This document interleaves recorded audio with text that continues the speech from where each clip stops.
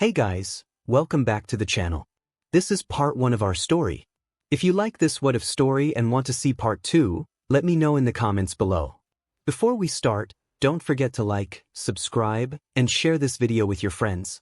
Also, check the description for more great content and my playlist. This story was posted by the Hinakami on Wattpad. Now let's start. Third POV. Izumi Midoriya was a child of misfortune he would describe. Izuku knew of love and happiness from the age of 1 to the age of 4, but when he reached that age of 4 and arrived at the doctors, he only knew of pain and suffering from that day forth. His parents Inko Yagi and Toshinori Yagi started to forget about him. His younger sister turned on him and hated him. Izuku never understood why she did that, nor did he understand why his former best friends Katsuki Bakugo and Shoto Todoroki turned on him either. Izuku kept growing up each year with his birthdays coming and going without any fanfare from his family or former friends. Not even his mother's adoptive brother Shoyuta Aizawa comes around to see Izuku anymore. Izuku receives birthday cards from him every year still, but that is it. They don't even have a return address, so Izuku can't track him down to try and get help from him either, and that has made some depressing thoughts that his uncle didn't love him either and was only sending the birthday cards for appearance sake. Izuku had nothing to disprove his theory, so that is how he thought of his uncle. The years passed and Izuku had turned 8 and he couldn't take it anymore. He was so depressed from all of the ill treatment that he had fallen so low that Izuku had begun cutting himself, which only made things worse, even though Izuku believed it gave him a sense of control over himself and his pain. It was the only coping method Izuku knew of, since his parents never listened to him and refused to get him professional help the one time that he had asked to go see a therapist. Izuku remembered that day since it was only a few months ago. Izuku had walked into the living room and had asked his mother and father if he could see a therapist, and they looked at him and said he was fine and that he didn't need one and that he was over-exaggerating his issues. That was when Izuku started to hate his family. He couldn't believe that they told him that he was over-exaggerating his issues and that he was fine, and it only got worse at school when Izumi, who had overheard his request to his parents, told everyone that he wanted to see someone for his so-called issues. Everyone made fun of him and said that a therapist wouldn't fix his quirklessness. It was at that point Izuku started to cut, since he wanted some form of control over his life. However, half a year passed and he could no longer take it. Izuku was done with his so-called family when he overheard a conversation between his family. They were talking about starting Izumi's training for her to inherit Toshinori's quirk. Surprise, surprise. Toshinori Yagi is actually All Might, the #1 hero. Who would have thought that the #1 hero would neglect their child? Inko Yagi was also the #6 hero, Green Tornado, as well. What most was shocking was the inheriting a quirk part. All Might told Izumi all about his quirk called One for All, and that it was a quirk he received from his mother, who also received it, and so forth. He had deemed Izumi worthy of inheriting the quirk, even though she had done so many injustices and twisted things like a bully and assault her sibling for just being quirkless. Now, speaking about being quirkless, Izuku had realized what Izumi inheriting One for All meant. It meant that All Might Toshinori Yagi was quirkless by birth. It meant that he knew what Izuku was likely going through. It meant that he had neglected his child for the same thing that he had broken Izuku for the final time. As such, Izuku decided to run away. He gathered all of his belongings and his notebooks, and when everyone had gone to sleep, he slipped out of his window and ran. What he didn't know, though, was that the house was being watched that night by someone, and his entire life was about to change and take a wild ride. Izuku was running down the street and the figure was moving across the rooftops following him. Izuku just ran for roughly half an hour until he reached a beach. It was dead of the night and a bit cold, but Izuku had finally arrived at his destination. He had searched this place up before, and Izuku was planning to hide out on the beach even though it wasn't the best place.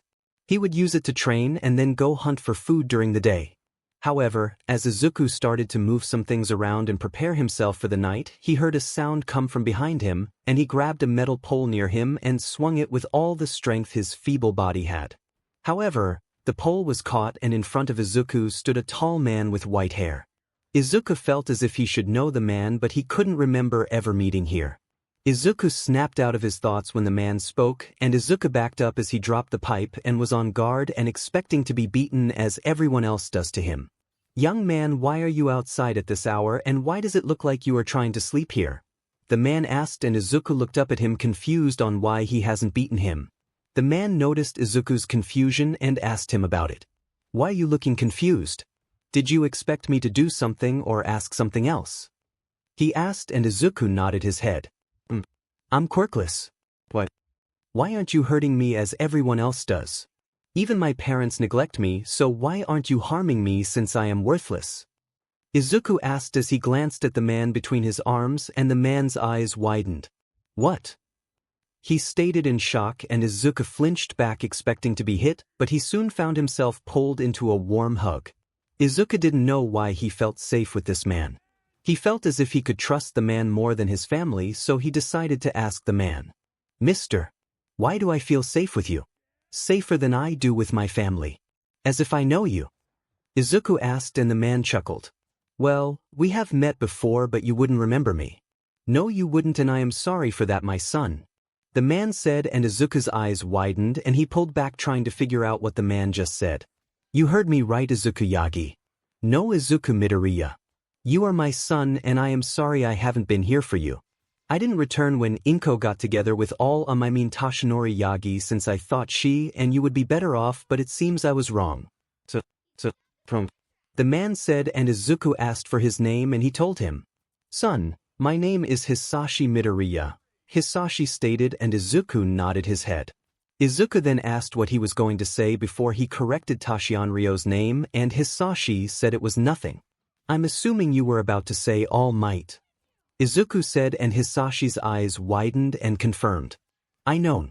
I heard them talk about their hero work with Izumi and, his quirk, if you know what I mean though I don't know if you do. Izuku said and Hisashi chuckled. I do son. I do know far more than you know. How about I explain who I truly am once we get out of the cold since I need to explain why I wasn't around and how I know All Might. So let's get you to my hotel room. Hisashi said as he reached his hand and pulled Izuku onto his shoulders. Oh, what are you doing? Izuku asked confused on why he was on his father's shoulders. Hisashi raised an eyebrow. I'm giving you a piggyback ride. I'm assuming All Might has never done it for you. I will make sure you enjoy the life that you should have son. Hisashi said as he started to walk away from the beach after grabbing Izuku's bags. Izuku asked why he was staying in a hotel and Hisashi told him why. I actually live in America right now. I only came back to look at Inko and you from afar. I do it once a year on your birthday and by the way happy early birthday since it's tomorrow in a few hours. Hisashi said as Izuku remembered that it indeed was tomorrow and he would be 9 now. He thanked his new or rather old father and they soon arrived at the hotel room. They went up to his room and Izuku liked the view from the room. Then Izuku noticed that they were in Tokyo. When did we get into Tokyo? Izuku asked confused since they did not walk that long and Hisashi laughed a bit. You fell asleep for a short PRD and I teleported at that moment to Tokyo. You just didn't notice since you were so tired. How about I explain my past and everything about me in the early morning and you can decide if you want to stay with me or not because of my past. My past has some issues that you will need to know about. If you don't want to stay with me I will ensure you are set up with someone else and will have a stable life. No matter what I will ensure you live a better life so let's sleep for the night okay? Hisashi asked and Izuku nodded his head since he was sleepy. Well, there goes stranger danger and all since I have zero proof expect my gut telling me you're my father. Don't RPE me in my sleep now. Izuku said as he finished changing clothes and slipped under the covers. Hisashi eyes widened at his son's statement and were flabbergasted at his son's lack of danger sense. We will so talk about that statement in the morning. Hisashi grumbled as he opened his laptop and wrote some emails to his lawyers in America to get working on paperwork for Izuku.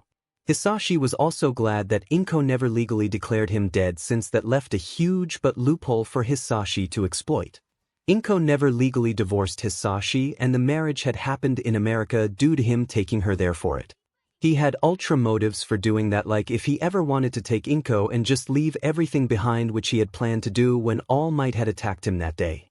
As such, the divorce has to happen in America and he also has American citizenship.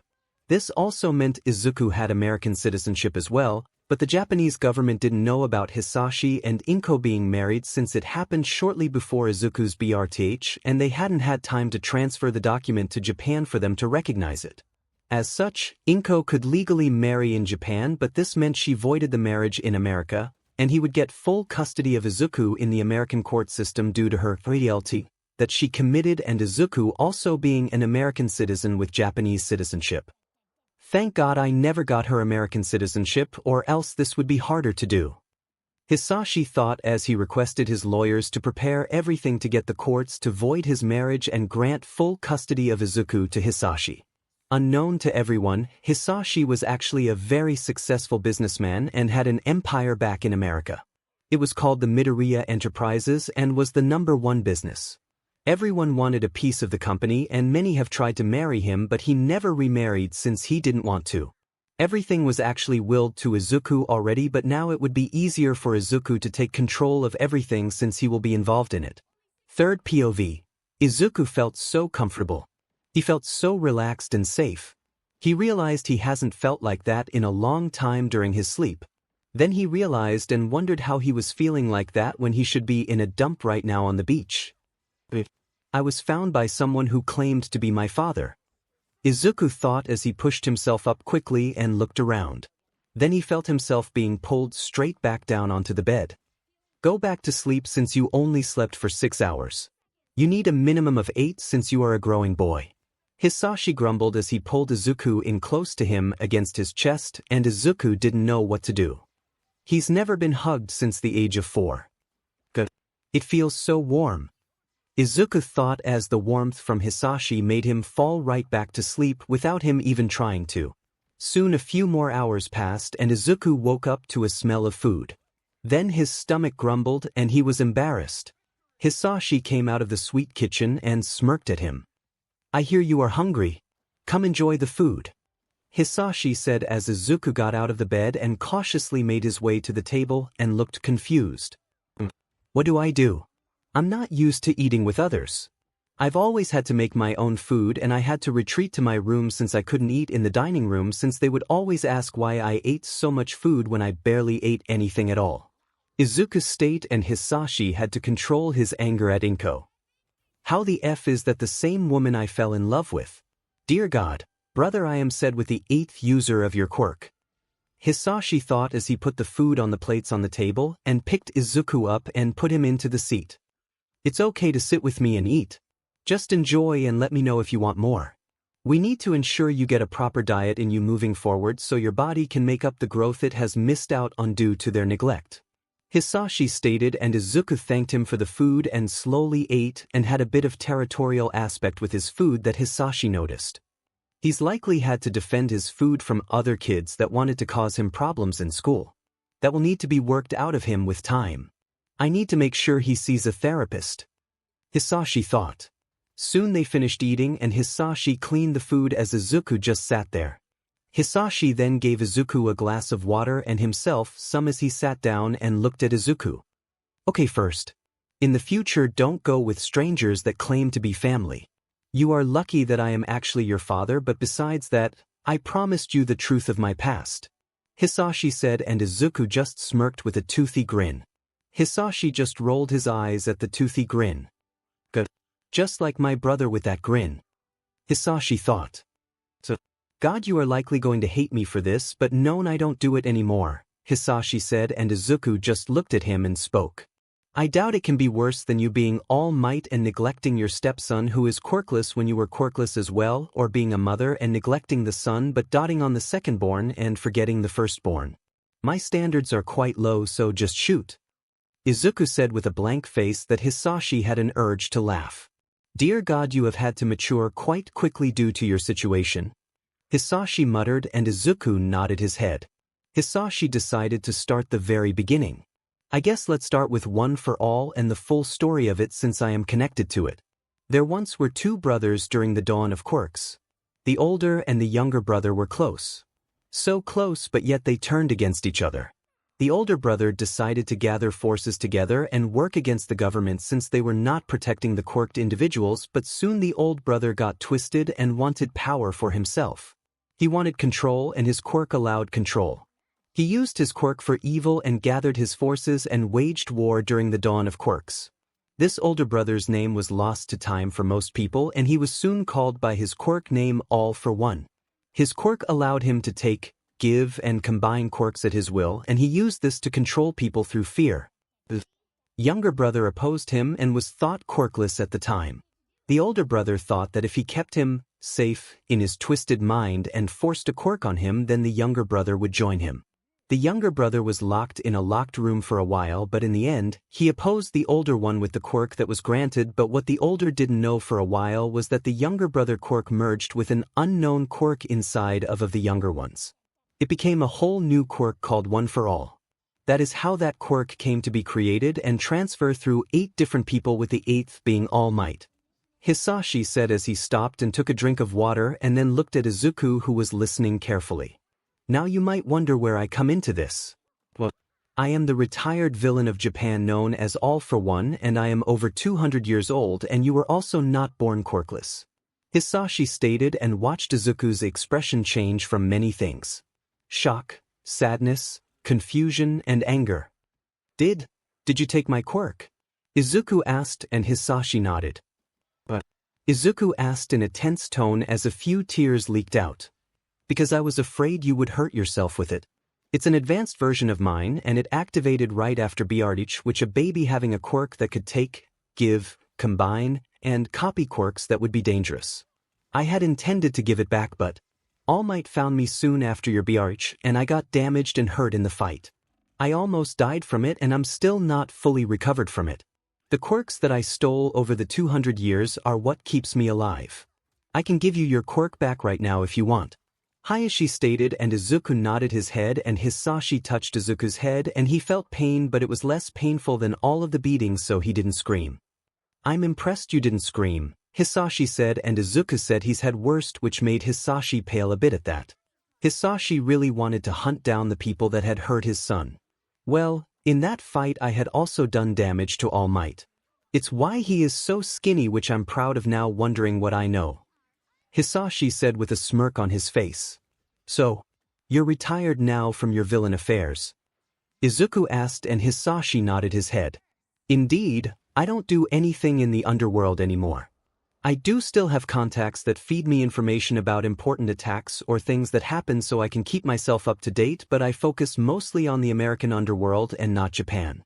I'm not a wanted man in America and I'm only wanted in Japan since that is where I did my acts. Also, All Might thinks he killed me all those years ago.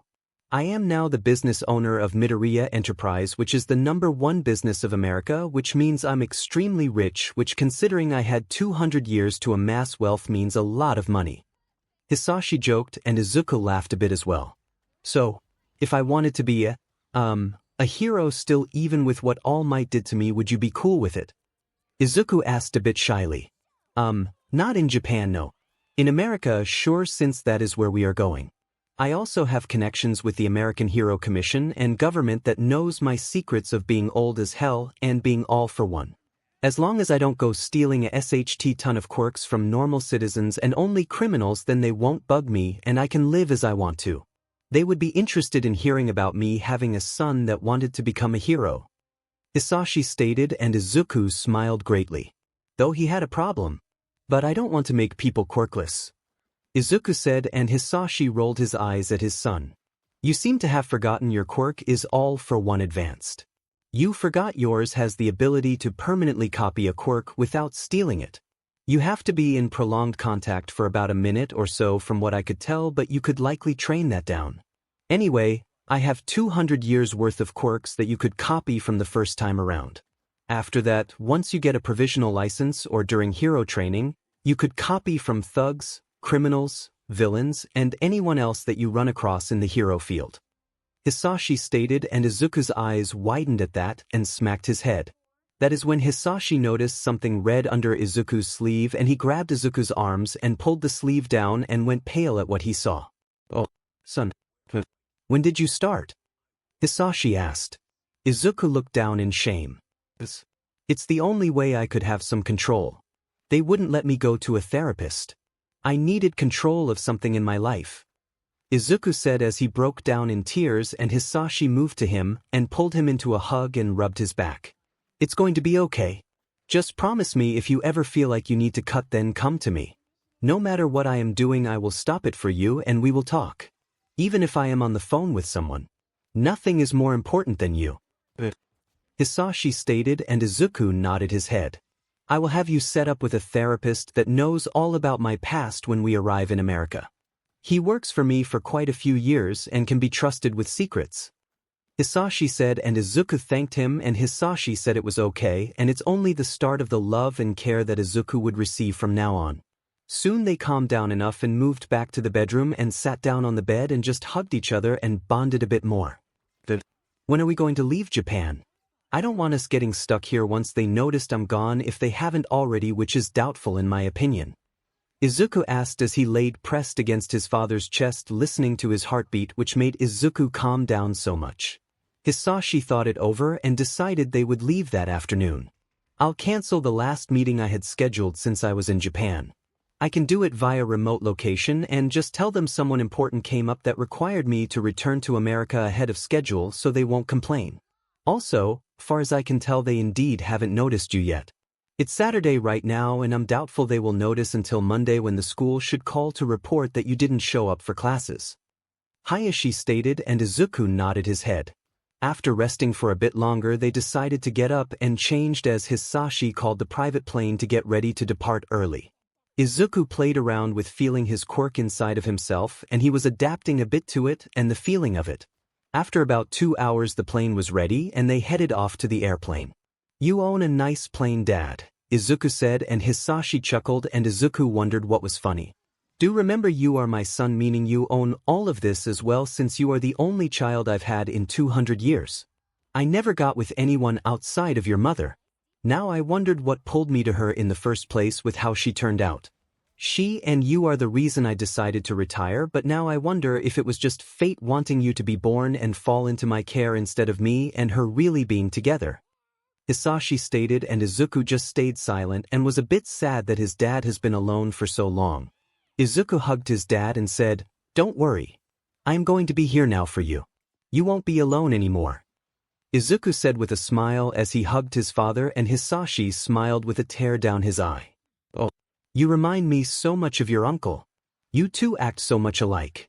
I can't wait to see what type of man you grow up to be. Hisashi said as he rubbed Izuku's head and buckled Izuku in for the takeoff and sat across from him. Soon they were in the air within 30 minutes and would be in America in about 14 hours or so. After about 3 hours into the flight, Izuku saw Hisashi pull out a laptop and start his meeting. Hello Mr. Yaoyorozu. Apologies for canceling the in-person meeting. Something came up that requires me to leave Japan early as I'm already back on the flight to America. Hisashi said, and Izuku recognized the other person's name. It belonged to one of the wealthiest families in Japan, but they had nothing on his father's wealth or power. No issues, Midoriya. It's quite all right, though I hope everything goes well for you.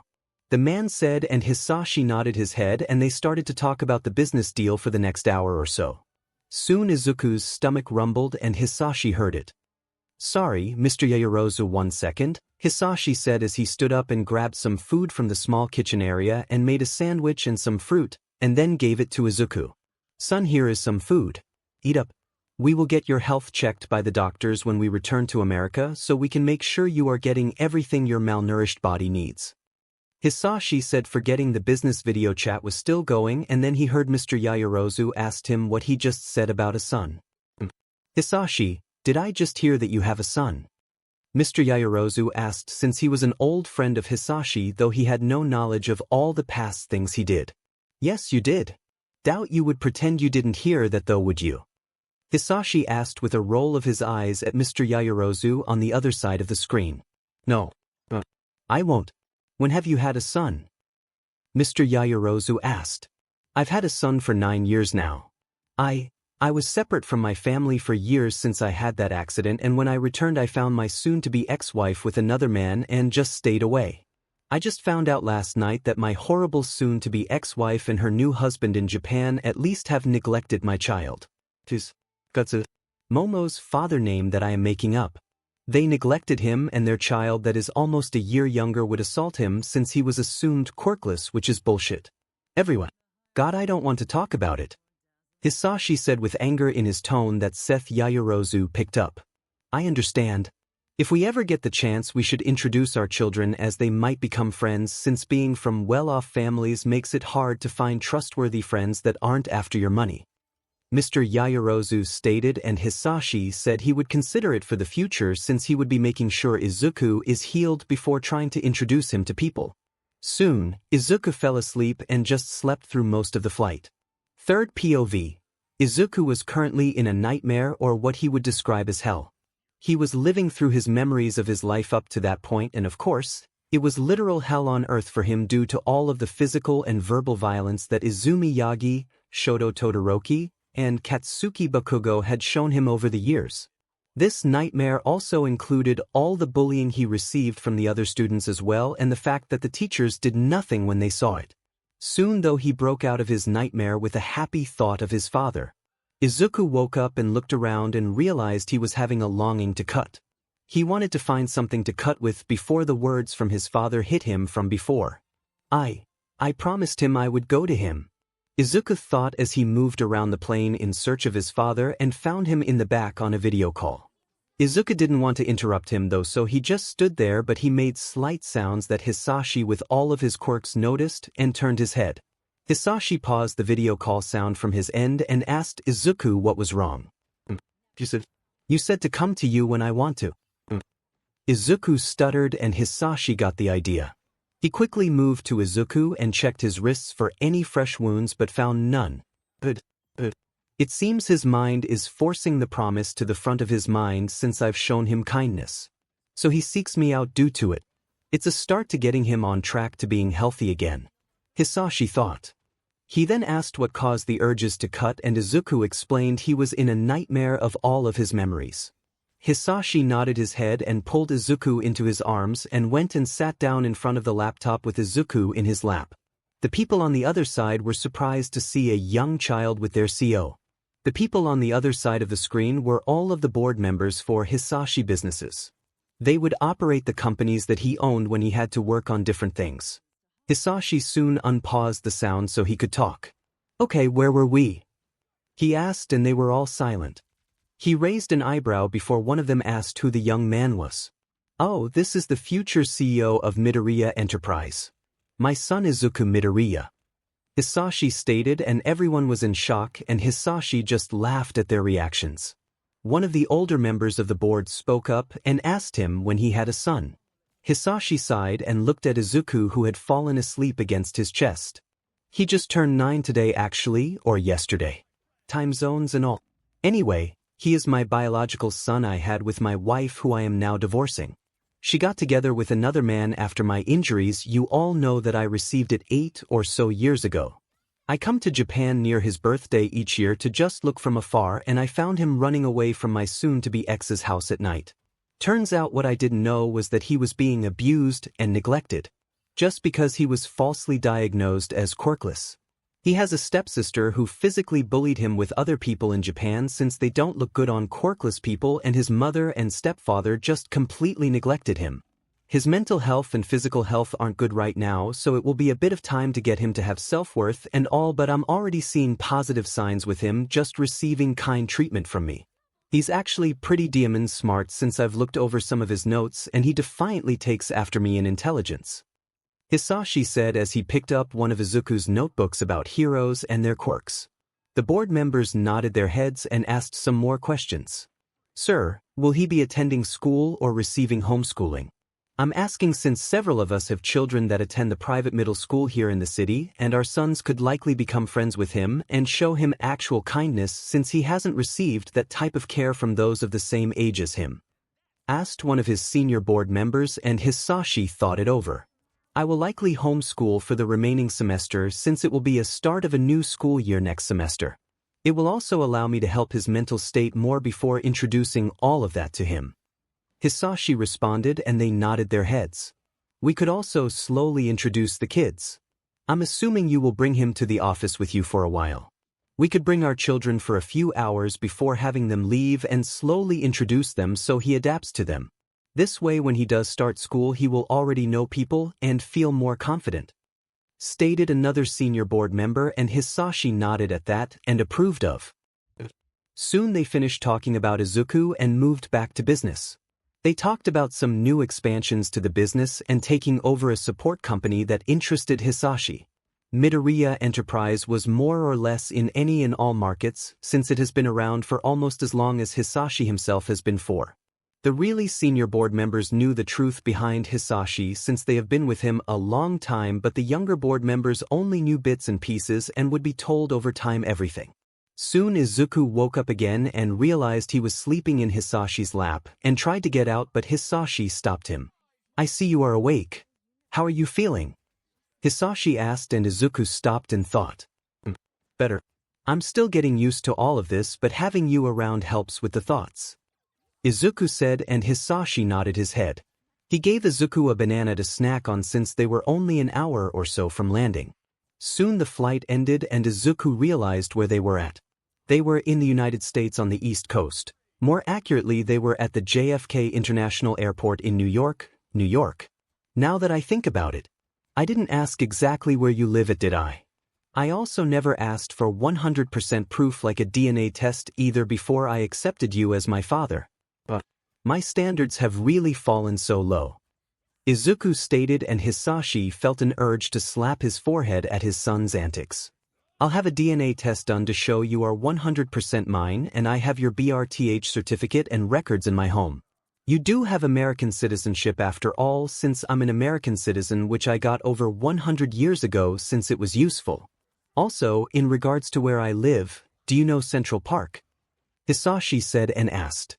Izuku nodded his head and said he did. "Well, the city of New York and the state had some financial troubles at one point long ago in the past, about 120 years ago, so I made them a deal. I covered the debts that they had in exchange for ownership of the land between the East Doctor, West Doctor, and 102nd Street Crossing.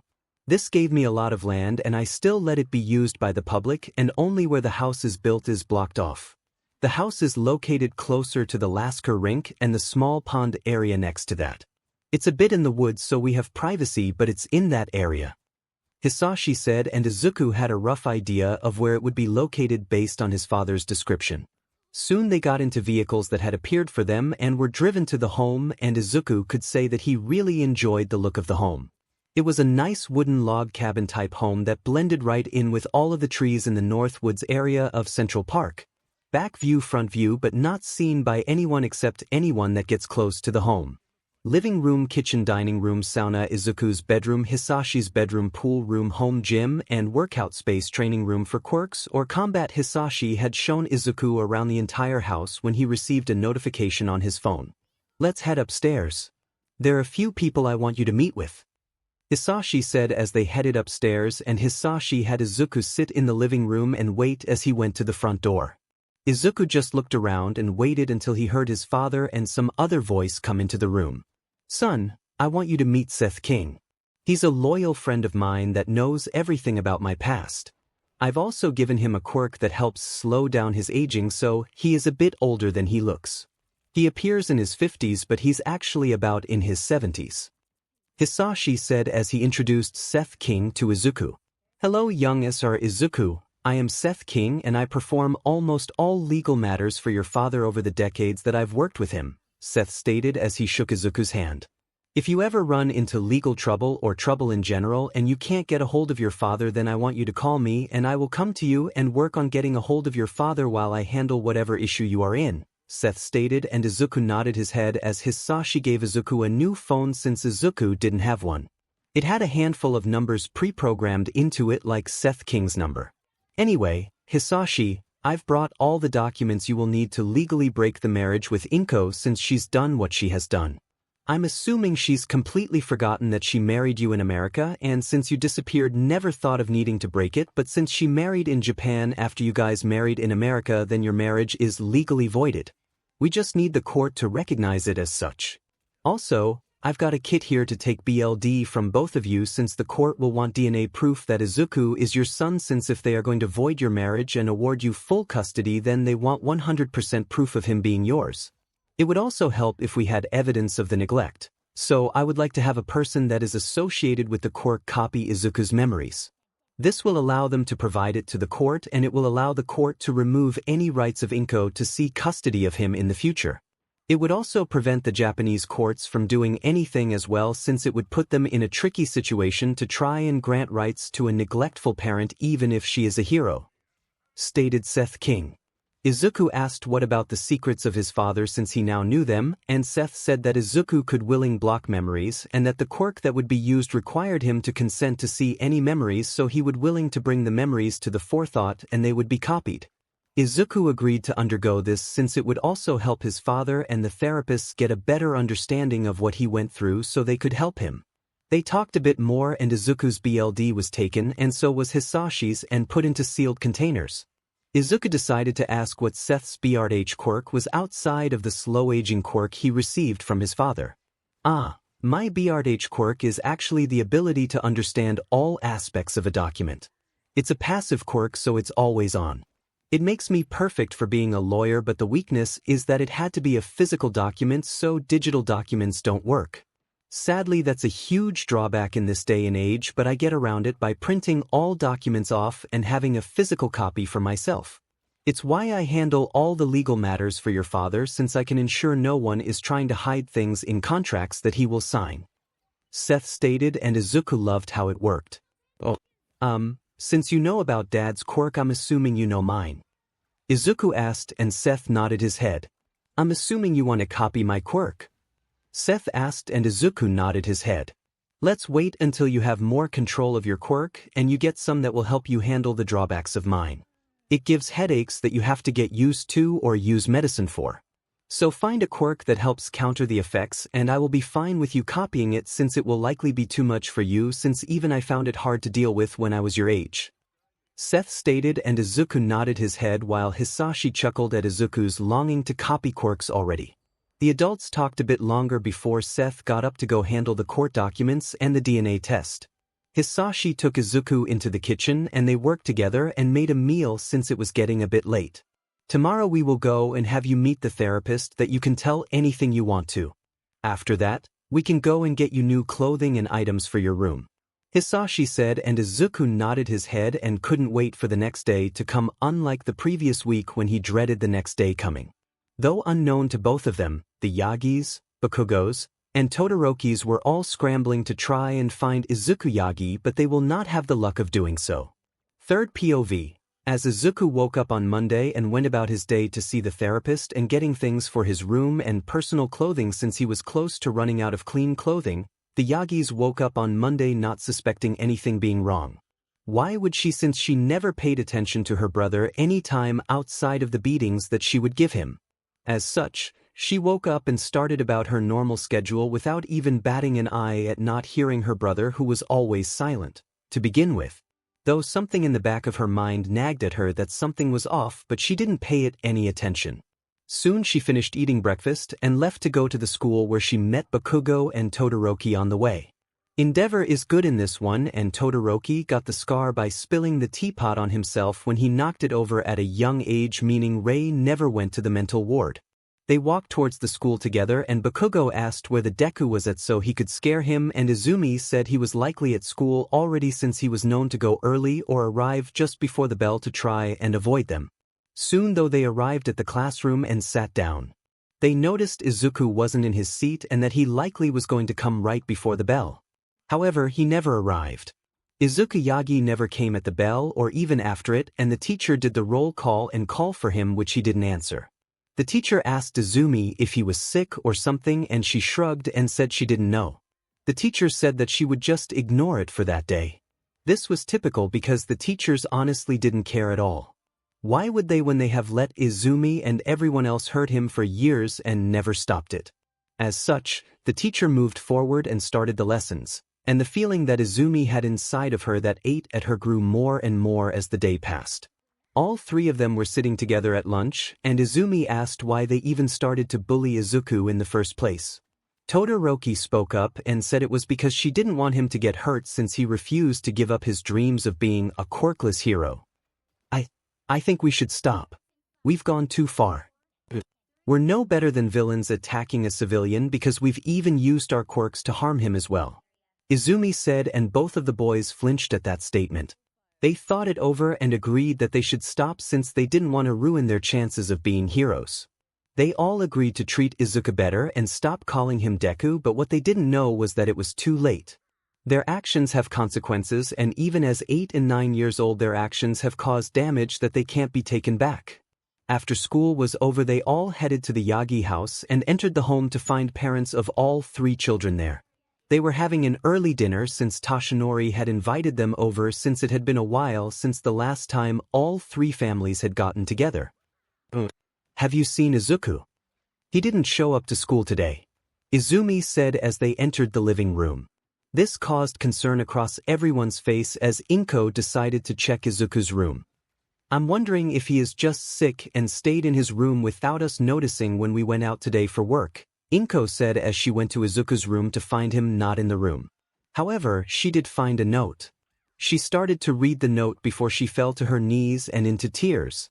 Her falling down to her knees caused everyone to get worried and they came rushing in prepared to face the situation. However, all they found was Inko holding a paper and crying. Toshinori tried to ask what was wrong as Endeavor took the paper out of her hand and read it. His eyes soon widened in shock and he turned around and grabbed his son's arm. What did you 3 do? Also, what the hell did you 2 F'ers do? This letter says these 3 idiots assaulted and bullied Izuku for years at the school and that you 2 neglected him. Explain right F now. Endeavor yelled as he looked at All Might while holding his son's arm. Shoto was scared shitless and realized their actions were about to be found out. This caused the other parents to read the letter and they were in shock as well as Toshinori soon took the letter and read it. He was in shock and tried to remember doing anything with Izuku but he couldn't. What have we done? Toshinori thought as he sat on the bed. He then looked around the room and noticed something in the trash can. He reached over and it was bandaged with BLD. He paled at that and saw razor blades with dried BLD on them. Ray saw them and gasped. Oh my god. He's cutting. You all drove him that far. Ray stated as tears went down her face. The kids were confused until they saw the blades and realized the implications of them. They pushed Izuku Yagi to start harming himself on top of all the HRM they would cause him on a daily basis. Ray and Mitsuki started looking around the room and noticed clothing was gone. The letter only detailed what had happened to him and that he was done with the treatment. It didn't even talk about their heroes' identities or knowing about one fro, also they didn't know that he knew about it. The parents knew about their jobs and the quirk while the kids only knew about their jobs, with only Izumi knowing the truth of the quirk out of the kids. Though Izuku did learn of it which they didn't know about. Ray and Mitsuki brought attention that Izuku had clothing missing and that gave them a hint that he ran away. As such, All Might made some phone calls.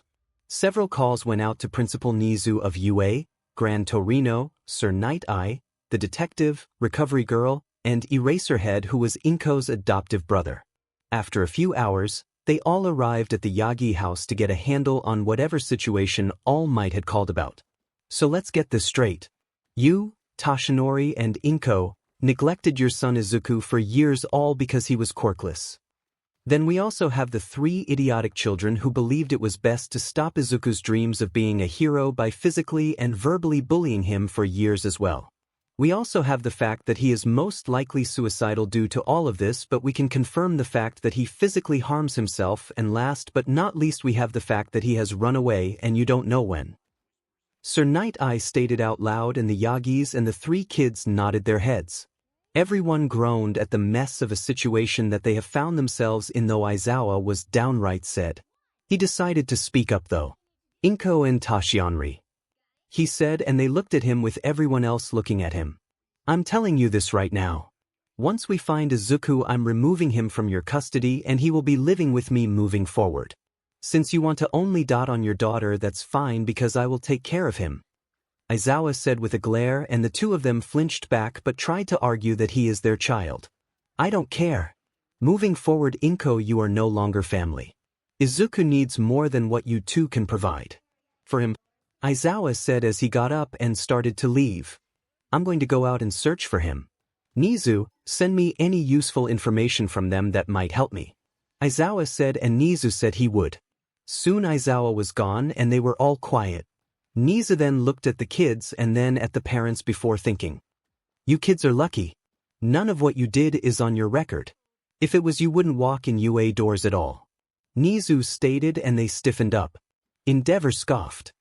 Shoto, consider the recommendation. I was going to do no more. If you want in any hero school, do it under your own power and pass the general exams, Endeavor said, and Todoroki nodded his head.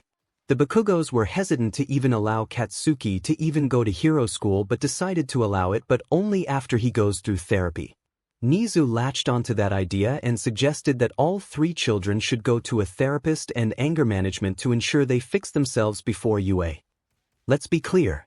I can't really stop you from applying since this won't end up on your records and most of what you did is protected until you were 7.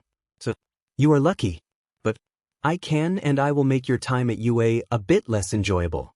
Regardless of the outside of UA, you 3 will be required to see Hound Dog at UA during your time there, and you will be on a shorter leash overall since I will be putting you in Aizawa class if you somehow pass. This way he can enjoy himself and keep you 3 in line, Nizu said. They all nodded their heads at the conditions placed upon them. Soon the conversation moved towards how to start a search for Izuku, and this is where the detective took the lead of the conversation. As it stands, Izuku's case likely won't receive much attention, sadly, due to society's views on quirkless people. If you were to reveal that you're his father, then more people would search for him, but then there is also the danger of people holding him hostage if a villain finds him first. Either way has a disadvantage to it, the detective stated, and the Yagi family gripped their hands when Endeavor spoke up. We could paint it as him missing, but that he is also a witness in a case. Which is kind of true, since I'm sure you are going to dig into the school for the stuff they allowed, and he would indeed be a witness for it.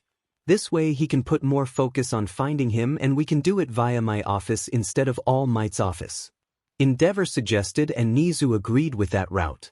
As such, Izuku would be painted as a missing child that is also involved in an important case that needs to be found. The detective nodded his head and made notes to set the case up like that with the Endeavor's agency so no one could question it in the future. All Might asked Sir Night-Eye if he would use his quirk to see if they would find Izuku, and Sir Night-Eye declined since it would only cement it. Though without All Might knowing, Sir Night-Eye did indeed use his quirk when he was going to leave and had placed his hand on Inko's shoulder. Soon the heroes and the detective left. Rei took her son home and the Bakugos left as well, which left the heroes and the detective standing in the street as they got in the detective's car to drive off. As they were driving, Nizu asked Sir Night-Eye if he did indeed use his quirk. I see you caught me, Sir Night-Eye stated. Nizu asked if they would find Izuku, and Sir Night-Eye thought about it. Uncone for sure. I couldn't see the details as my perspective I was given was not great. I could tell it was in your office at UA and some years had passed. Inko called Izuku's name in a sad tone, and there was another voice. It's been a while since I've heard Izuku's voice, so I can't tell you if it was his or not, and if it's years in the future then his voice would undergo some changes as well. I can tell that there was anger in the male's voice though. There was deep anger, which would be understandable if it was Izuku. He likely hates them and wants nothing to do with them if we did find him, Sir Night-Eye said, and everyone in the car just nodded their heads. They were silent for a bit longer before Nizu spoke up. All we can do is keep searching. I've never believed your quirk is 100% true. I've always believed it provides for the highest probability future but could still be changed depending on many people's actions. We just need to keep searching and be ready for whenever we find him and make sure we provide him the love that the Yagis failed to do so. If he was at UA, it could mean that he attends UA as a general student or something, or somehow make it into the hero course. I will work on removing the quirkless rule since I've had plans to do it anyway, and this will just provide another route for him to be there, Nizu stated, and everyone nodded their heads. Soon their drive came to an end and Endeavor got out at his agency with the detective as Nizu, Recovery Girl, and Sir Night-Eye took a cab from the agency to their own destinations. This began the search for one Izuku Yagi, though they wouldn't find him until he wanted to be found. Third POV. Several days have passed since Izuku had arrived in America and it was now Thursday. Multiple things had happened and they had also decorated his room a bit and gotten him new clothing. Izuku had also started talking to the therapist a bit and opening up slowly. The first session was tense and Hisashi had to stay in the room since Izuku didn't really want to let go of him once they arrived. Note, I'm BSing on some of the therapist SHT, so don't take any of it as reality. The therapist told Hisashi that it was a natural defense mechanism that Izuku had developed. Hisashi has presented himself as a safe home, as a protector that can wipe out any threats to Izuku, so Izuku is latching onto him for anything he finds uncomfortable. It's more of how a small child of a 2 or 3-year-old would act when they would be introduced to newer things that make them uncomfortable. They seek shelter behind their parents. Izuku is more or less doing that now as he didn't have safety growing up. Indeed, he has safety during 0 to 4, but after that his safety net crumbled and now Izuku was latching onto his new one in fear that it would leave him like how his parents neglected him last time. Hisashi was glad to have that information and could observe Izuku for any habits that would be concerning or that would show that he was acting younger than he was since he now had a safe home. The therapist said that some habits would likely show up, but they would go away the longer he felt safe, and Hisashi kept protecting Izuku from major threats or dealt with things like an actual parent should. So if someone tried to bully him, then Hisashi should step in and solve the issue, unlike his former parents. That will work a lot of the habits out of Izuku that he would develop that makes him appear as a younger child than he actually was. After the first session, they agreed twice-a-week sessions moving forward until the therapist thought Izuku was in a good state to lower the numbers. Of course, more could be added at any time. Outside of the therapy, the clothes shopping was more enjoyable for Hisashi in Izuku's view since Hisashi was enjoying dressing Izuku up in anything and everything he could find. Moving outside of both of those things and to more important things, we come up to the court case. Seth King, Hisashi's lawyer for almost everything, called them up and informed them that the court wanted Izuku and Hisashi to both appear for the case since the court judge wanted to physically see Izuku. They were confused about why but accepted it.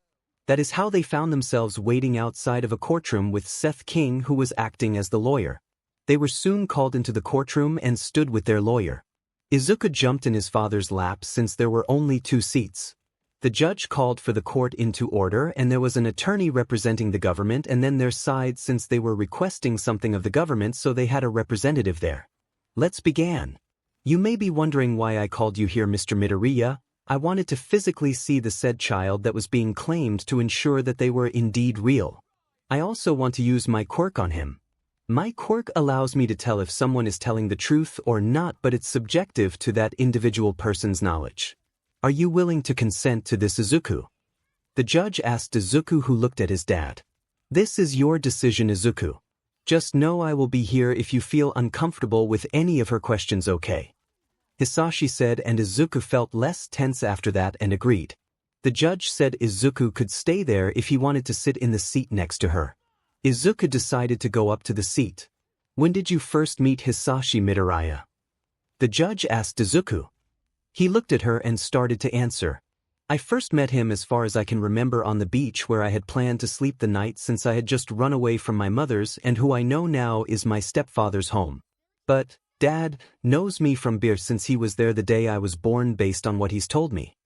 Izuku said, and the judge nodded her head.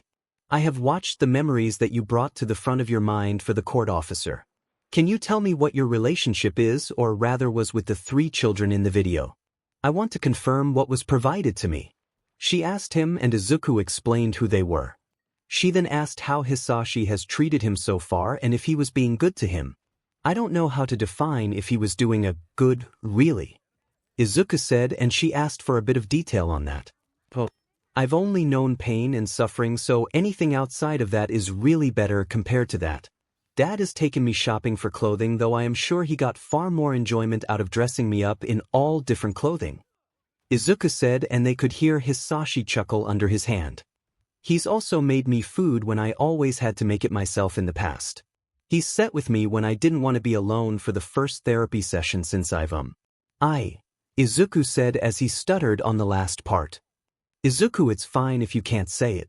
Do you want me to? Hisashi asked Izuku, who nodded his head. The judge looked at Hisashi in confusion. Your Honor, my son's mental health is really bad due to the treatment he's received from my hopefully soon ex-wife if you grant it. That family drove him to the point that he has started self-harming himself. He likely has a range of mental issues that we will be dealing with as we discover them with the therapist, but self-harm is currently known and self-confidence issues as well. Hisashi said, and the judge's eyes darkened a bit at what she heard. She asked Izuku if he was comfortable with showing his wrists, and he showed her, and she confirmed what she saw and made her notes. Thank you, sweetie, she said to Izuku, who had a bright smile on for being thanked. The judge made more notes for a few minutes. Izuku, do you think you would ever want to see your mother or stepsister again in the future? She asked, and Hisashi knew why she asked this. It would determine how harsh the judge is on cutting any possible contact from Inko to Izuku if she ever found Izuku. As it stands, no. I hate them. I did nothing wrong and yet they treated me like that. I don't have plans to reconnect with them far as I am concerned since I have Dad to care for me now. The only thing I expect from them is for them to cause me pain, unlike with Dad. Izuku said, and the judge nodded her head.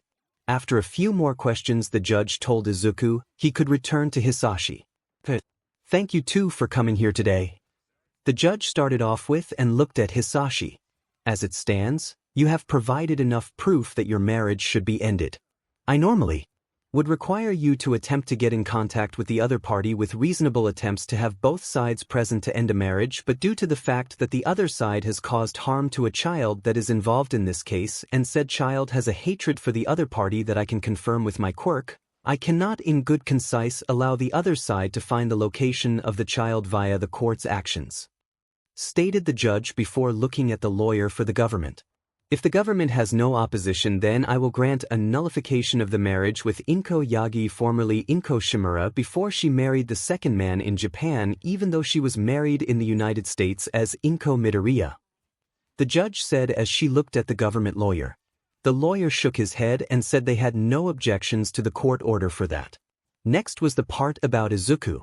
Outside of the marriage which did produce a child, this court hereby issues the following in regards to the child Izuku.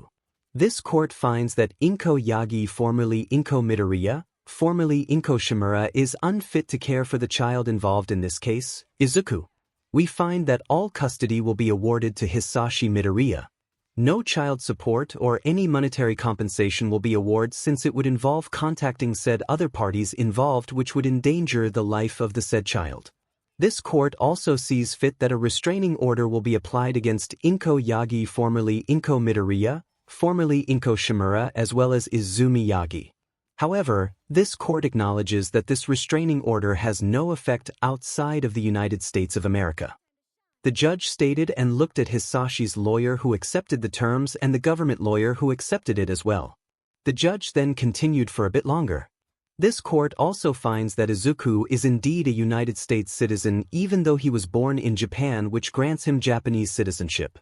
His father is an American citizen and Izuku is granted birthright citizenship alongside his Japanese citizenship, but this court requires the re-announcing of Izuku's Japanese citizenship to ensure that Japan's courts can't attempt to grant his custody back to Inko Midoriya in their jurisdiction in the event that he ever returns before he retreats the age of maturity in Japan, which is 18, the same as the United States age of adulthood.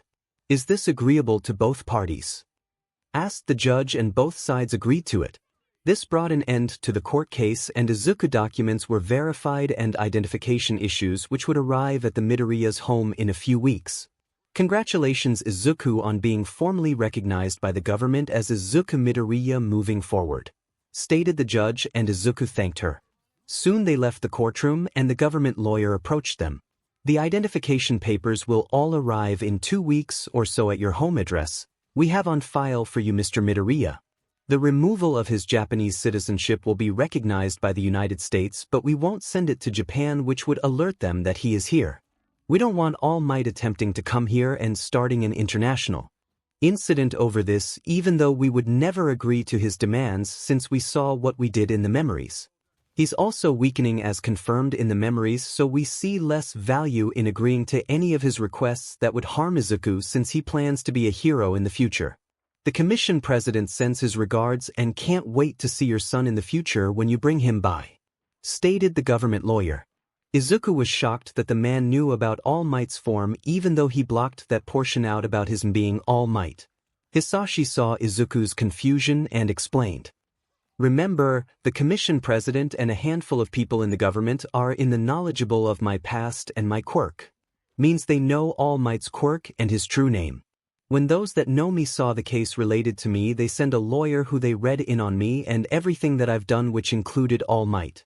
This means they know about your quirk since I've told them that you want to be a hero, remember?" Hisashi said, and Izuku nodded his head. "As such, you have more value to the government than All Might, who is going to retire. You also will be a hero in America, unlike him who is in Japan. This means that you will be defeating crime here and helping the government, unlike he is, since he's going to have to retire in the next decade or so due to his wounds. However, you will only grow more powerful, so they will want to establish good relations with you, which they have done via this and making sure we have no issues with All Might or your mother," Hisashi said, and Izuku smiled at that and nodded his head. "That's good, I guess. It means that I will have an easier time becoming a hero if I don't have to worry about hiding the actual quirk from the government," Izuku said, and Hisashi nodded his head since that was true. America wasn't like Japan with all of the discrimination against so-called villainous quirks. America had a slightly higher quirkless rate at 10% as well, so it wasn't so unnormal either. The Midoriya's quirk would indeed cause some fear since it was a shocking quirk, but the government was strict on discrimination laws as well, so Izuku would just need to deal with some bullies that would dislike him for his quirk itself, but overall he wouldn't face issues of becoming a hero since the government likes the idea of him being one, since he would be a powerful one that they could call for special missions. They also likely will want him to become a special agent hero, Hisashi thought. The special agent program helped train powerful heroes and sent their agents out on harsher missions that normal heroes couldn't handle. Sometimes killing was required, sadly, which Hisashi didn't want Izuku doing, but even a normal hero must kill sometimes to save people. As such, there wasn't much difference except the frequency of hard missions and the possibility of having to kill being slightly higher due to the more difficult villains that they have to deal with that might need to be put down to ensure the public safety. Anyway, that was a concern for the future, as the Midoriyas soon headed home for the day since the court case took a few hours and both Midoriyas were hungry now. Third POV. It's been about 4 weeks since Izuku had run away from his mother's care. They did find out that he was reported missing and was being searched for as a witness in an important case via the Endeavor Agency. The missing person report was filed about 3 days after Izuku had run away, since he ran away Friday night and he was gone all weekend and Monday as well. Izuku and Hisashi talked about it and both found it funny that Toshinori and Inko had decided not to reveal their hero identities and his connection to them, but they likely were using the reasons of villains would hold him hostage as the reason not to reveal it. However, that made Izuku just dislike them even more, since they weren't willing to risk it all to find him even though he ran away. Hisashi had noticed Izuku's anger towards them one day and had decided to sit Izuku down in the study room a bit and talk about his anger. "Izuku, I want to talk about your anger towards them," Hisashi stated, and Izuku tensed a bit up. "You're not going to tell me to forgive them, are you?" Izuku asked, looking at his father with concern. "No, God, no. I'm just concerned that you are going to hold on to the anger so much that it leads you to make foolish decisions in your life. I don't want you to repeat the same mistakes I did where I became a villain. Your dream is to be a hero, so you will need to manage your anger into other outlets instead of directing it all towards them for their actions. It's okay to hate them, but to be angered about it and let it affect your actions is another thing. Do you understand what I am getting at?" Hisashi asked, and Izuku sat there in silence for a few minutes. He looked at his father and nodded. "I think I get what you mean. If I let my anger control my actions, I may do something I would come to regret and that I can't take back. That I might stoop to their level and be no better than them," Izuku said, and Hisashi nodded his head and was glad that Izuku had gotten the main message that he wanted to convey in having this conversation.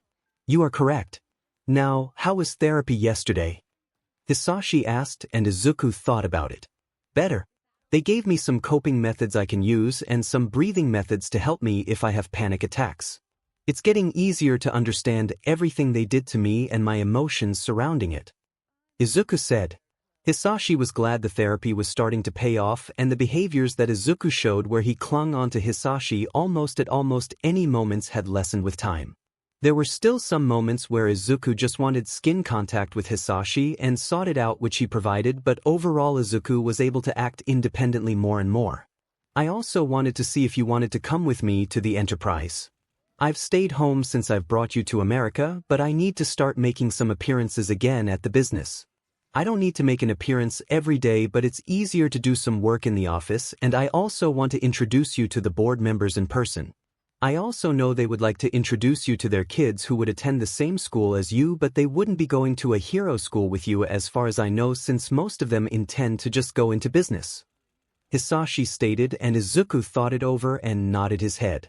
He kind of wanted to get used to being around kids his age again, since he would need to be social once again. Over the past week and a half, both of them have been starting Izuku's physical and quirk training in the gym and combat training room. The physical war aimed at making Izuku's body lean and compact, since it fit his body type more like Hisashi's. They also started training Izuku's abilities to copy, steal, give, and combine quirks. Hisashi, being Hisashi, was the perfect person to train Izuku, since Izuku could use a mountain load of quirks that Hisashi had on hand.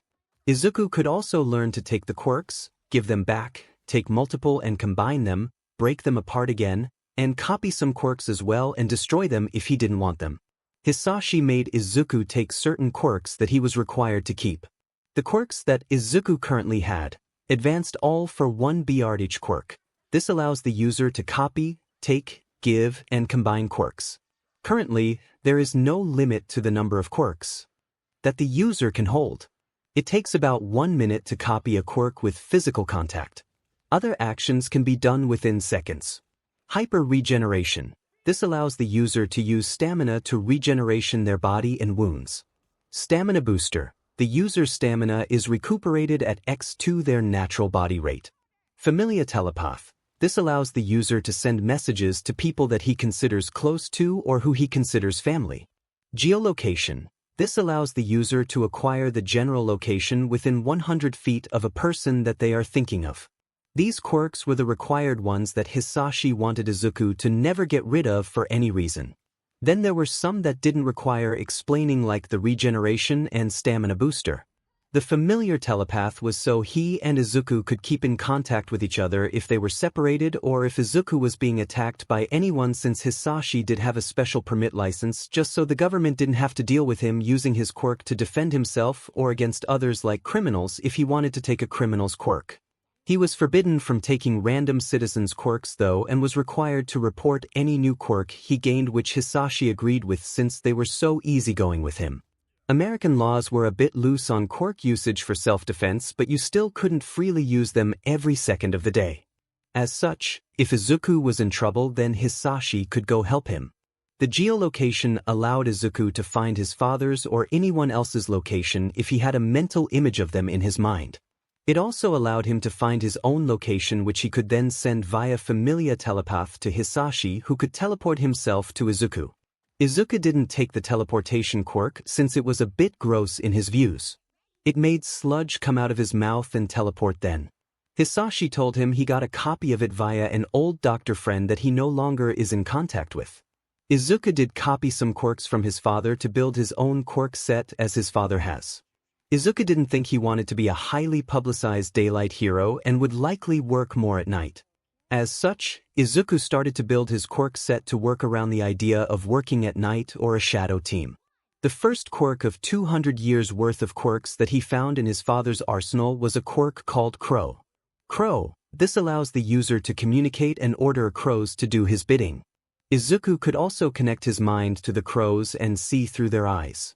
Though if the crows don't like him, then they can break free of his control through sheer willpower, though it's unlikely of it working.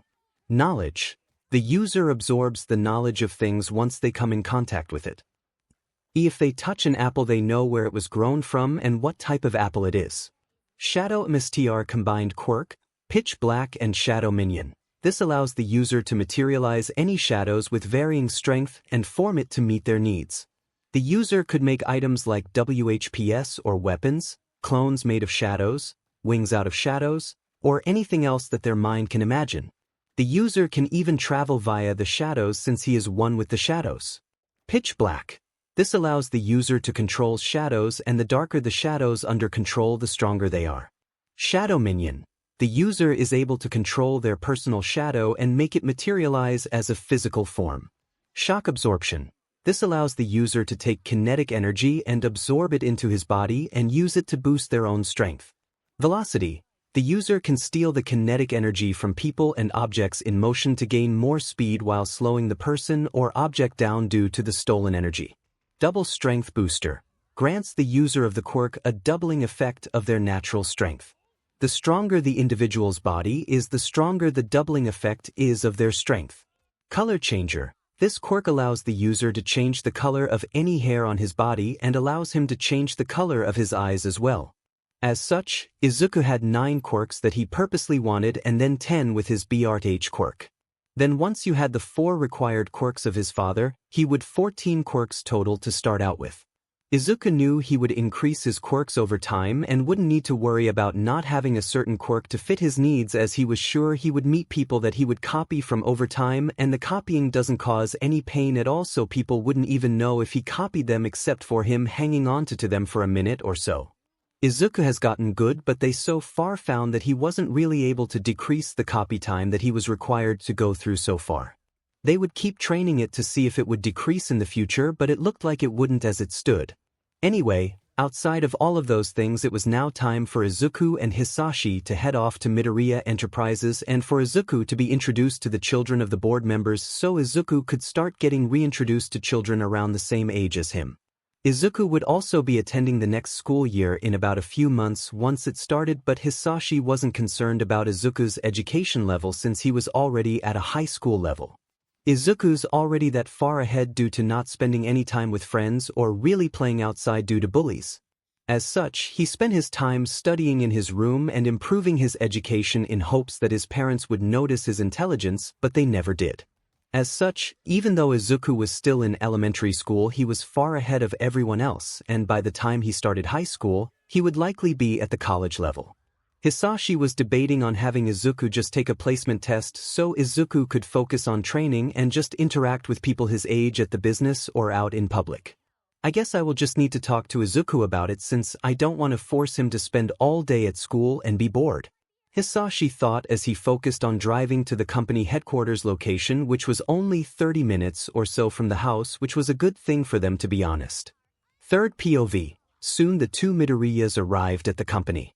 Izuku was in a little suit that just made him look adorable in Hisashi's opinion. Izuku rolled his eyes at his father's look. I can imagine him thinking about buying a large amount of clothing to dress me up in again. You would think he is a woman with the amount of love he has with dressing me up in all different types of clothing. Izuku thought as he followed his dad into the building slightly behind him. Izuku decided he wanted to explore the place, and he already had an ID pass that would get him into any room he wanted in this place since he was inheriting it anyway, so Hisashi saw no need for Izuku to be restricted from any rooms. Also, the other children from the board members wouldn't be around until the later part of the day since they were all at school. Izuku sent a mental message to his father, "Dad, I'm going to explore the building since I don't want to sit in your office all day. I also want to get used to the building layout." Izuku sent the message via the mental quirk, and Hisashi sent a message back approving of his decision. As such, Izuku split away from his father right in the lobby and started his exploration. As such, no one knew in the building that Izuku was Izuku Midoriya, aka son of Hisashi Midoriya. Midoriya Enterprise headquarters overall. The building was a unique style, as it also had a lot of underground sections with most of the offices above ground with any testing rooms, quirk rooms, experiments, or anything else that they want to keep from competitors' eyes. Izuku had separated early from his father, so he honestly wanted to test the security of the building and see how far he could get inside without someone questioning him. As such, once he saw his father go up the elevator to his office, Izuku decided to slip right next to some workers and followed them into another elevator without them noticing him. He also hid his badge so no one would see it. The workers in the elevator did not notice him in the elevator with them, and Izuku rolled his eyes. Soon they came to a floor filled with desks, and Izuku followed the workers out of the elevator and into the room. Still, no one noticed Izuku or tried to stop him. After about 5 minutes of walking around, Hisashi had come to the floor since he knew Izuku was on it, and he wanted to see if anyone noticed his son yet. As Hisashi walked through the floor, all of the single women were gushing about how Hisashi looked and dreaming of marrying him since they believed he was single. Oh, he is single now, but do they really think I would accept some random women as my new mother? F that. Izuku thought as he rolled his eyes at all of the women acting like they were acting. Izuku decided to slip into the elevator and go to a different floor. He sent his father a message about playing a game of hiding and seek where Izuku goes to all the different floors and see if a worker notices him and what they do since it was not common for random children to be in the building. Hisashi agreed since he was interested as well. As Izuku made his way through the various floors, he was noticed by several people, but no one actually stopped him even though he had no visible badge on him. It got to the point that Izuku was getting a bit annoyed with no one stopping him to at least check if he was a son of an employee. He even walked through the cafeteria area where he was completely visible for everyone to see. At one point he even got food from the line and sat down to eat. He did get a lot of looks, but no one asked him who he was or asked about his badge that was nowhere to be seen. Even Hisashi was starting to get a bit annoyed with his employees. It was one thing if they didn't stop Izuku, but it was an entirely different thing to not report a random individual being in the building without a badge. Izuku had gone to several floors where he could have gotten into desks where they were planning new product lines for several different subsidiary businesses. There was a reason that Midoriya Enterprise was the parent company to all of these other businesses. They sent out new ideas and concepts to the subsidiary companies who furthered them along, and the parent company would watch out for issues or fix things when things went wrong. Hisashi had accessed the reports and call log to the security department, and they haven't received anything since Izuku had entered the building, and that was 2 hours ago. If Izuku had been a spy from another company, they could have lost a lot of data. Izuku had even taken things out of desks as well and swiped flash drives from desks which he didn't even know what was in them either. That fact had set Hisashi off the most. His father kept going onto the different floors as well, so people knew he was in the building. Even if he wasn't, they should still be on top of basic protocols if they see a random person in the building. Even the board member children wear badges to enter the building and move around. The only people that don't are Hisashi and the board members themselves, so it's a limited group that doesn't do it, and they are known. This is the first time Izuku has been in the building. Though at the 3rd hour mark an incident had happened. As Izuku walked past one woman who was talking about marrying Hisashi Midoriya, Izuku couldn't keep his mouth shut and had made a comment about the woman wanting to be a homewrecker. They didn't need to know he was recently divorced, and Izuku wasn't going to let just any woman or man, if his father went that way, get into his home. He already had one horrible mother figure, and if his father could go 200 years with only one woman, then he could go Antoer 200 without another one that wasn't actually good. Though this comment from Izuku earned looks from the woman and comments from her. She said Izuku should keep his mouth shut since he didn't understand adult things, and that he would when he was older. Whatever you say. Doubtful he would go for you when you have a rotten personality, Izuku commented and turned to walk away when the woman grabbed him by the collar and pulled him backward. This caught the attention of other workers who had just noticed Izuku being in the office. "Let go of me, you crazy woman." Izuku shouted at her and struggled to get free. This is when things turned as the woman got fed up with Izuku. "It seems your parents didn't teach you manners," she said as she turned around and slapped Izuku across the face, earning gasps from everyone. Several male workers moved in and pulled the woman off Izuku and pulled him away from her. At that point, Izuku was in shock and was having flashbacks to being bullied and neglected. Cue tears and screaming. "Sniffle, sniffle, papa." Izuku cried out and broke down into tears. The woman just screamed for him to shut up since she realized that this wasn't looking good for her, as her coworkers were calling security to deal with the situation, but sadly for her she chose the wrong kid. "Who the hell made my son cry?"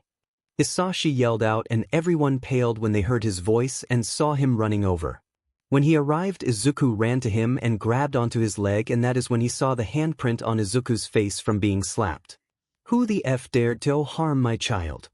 Hisashi screamed out, and everyone pointed to the woman that did it. Security arrived, and Hisashi told them to detain the woman and call the police to arrest her for harming a child. The woman paled at that and tried to defend herself and make up lies of Izuku assaulting her. You think I am stupid? There are security cameras I can check, so it's pointless for you to lie to me, Hisashi said as he just pulled the video up showing what happened. Soon the police arrived after about 10 minutes and had arrested the woman. Hisashi had ended up calming Izuku down and he ended up falling asleep at the sound of Hisashi's heartbeat. Hisashi called a company-wide employee meeting in the massive auditorium room where they do company-wide meetings such as these or large product launches to the public where they invite investors and other people to see the reveal of new product lines. Within 30 minutes all of the employees, for the most part, had all gathered in the auditorium. They all wondered what the meeting was about since there was nothing scheduled today, but the ones on the floor where the incident happened knew why they got called. The board of directors also knew why the meeting was called. They were honestly said. They were said about Izuku getting hurt and the fact that so much data could have been stolen by any random person that walked into the building since no one had called security about a random individual without a badge. Good afternoon, or I would say that if I wasn't so said. Hisashi started out and ever flinched a bit at his tone. So I want to talk about multiple things. But I'm sure you are all wondering about the kid that is sleeping behind me who looks adorable with his sleeping face. Well, hands off since that is my son. The one woman today decided that assaulting my son was an acceptable action. Even if he wasn't my son, I accept none of you to harm a child because if I find out about it you can consider your job here gone. Hisashi stated, and everyone was in shock about hearing that their boss at having a son. They all thought he never had a family, but they just got proven wrong. They were also scared that someone had dared to hurt sad boss's child. They all prayed for that foolish woman's soul to survive Hisashi Midoriya's wrath. So several things with my son. Yes, he will inherit this company, so you should treat Annie, he says, as if it was something from me. I will be teaching him how to operate the business, but he's honestly very smart and had my brains, so it won't be long before he gets fully involved after a few more years of growing up. Don't be surprised if he comes in with white hair and white eyes like me since he changes them via a quirk user we know all the time to match me. Don't ask about the mother, Hisashi said, laying some ground rules for everyone. They all nodded their heads as they listened in. Then it was time for the more serious topic as Hisashi started to plug flash drives into the laptop he had on the stage that was connected to a projector behind him. He had 2 screens so he could make sure he wanted to show anything before he actually showed it. Now, the next topic. If you see someone without a badge and they are not me, the board members, and my son moving forward, then what does the company police state? Anyone? Hisashi asked and a person yelled out to call security. Hisashi nodded his head. Indeed, to that person that said called security. It's one thing to ask a person where their badge is, but really you should call security for them to deal with it. The problem with that is my son has been in the building for 3 hours and until today none of you knew of him. He did not wear a badge the entire time once he moved pasted the lobby. So, 3 hours worth of people seeing him, and no one called security. Do you know how big of a security risk that is? Hisashi asked and no one answered, but Hisashi could see it in a lot of their eyes that they understood. Hisashi started to display documents off the flash drives. My son at my request snagged a lot of sensitive data from desks.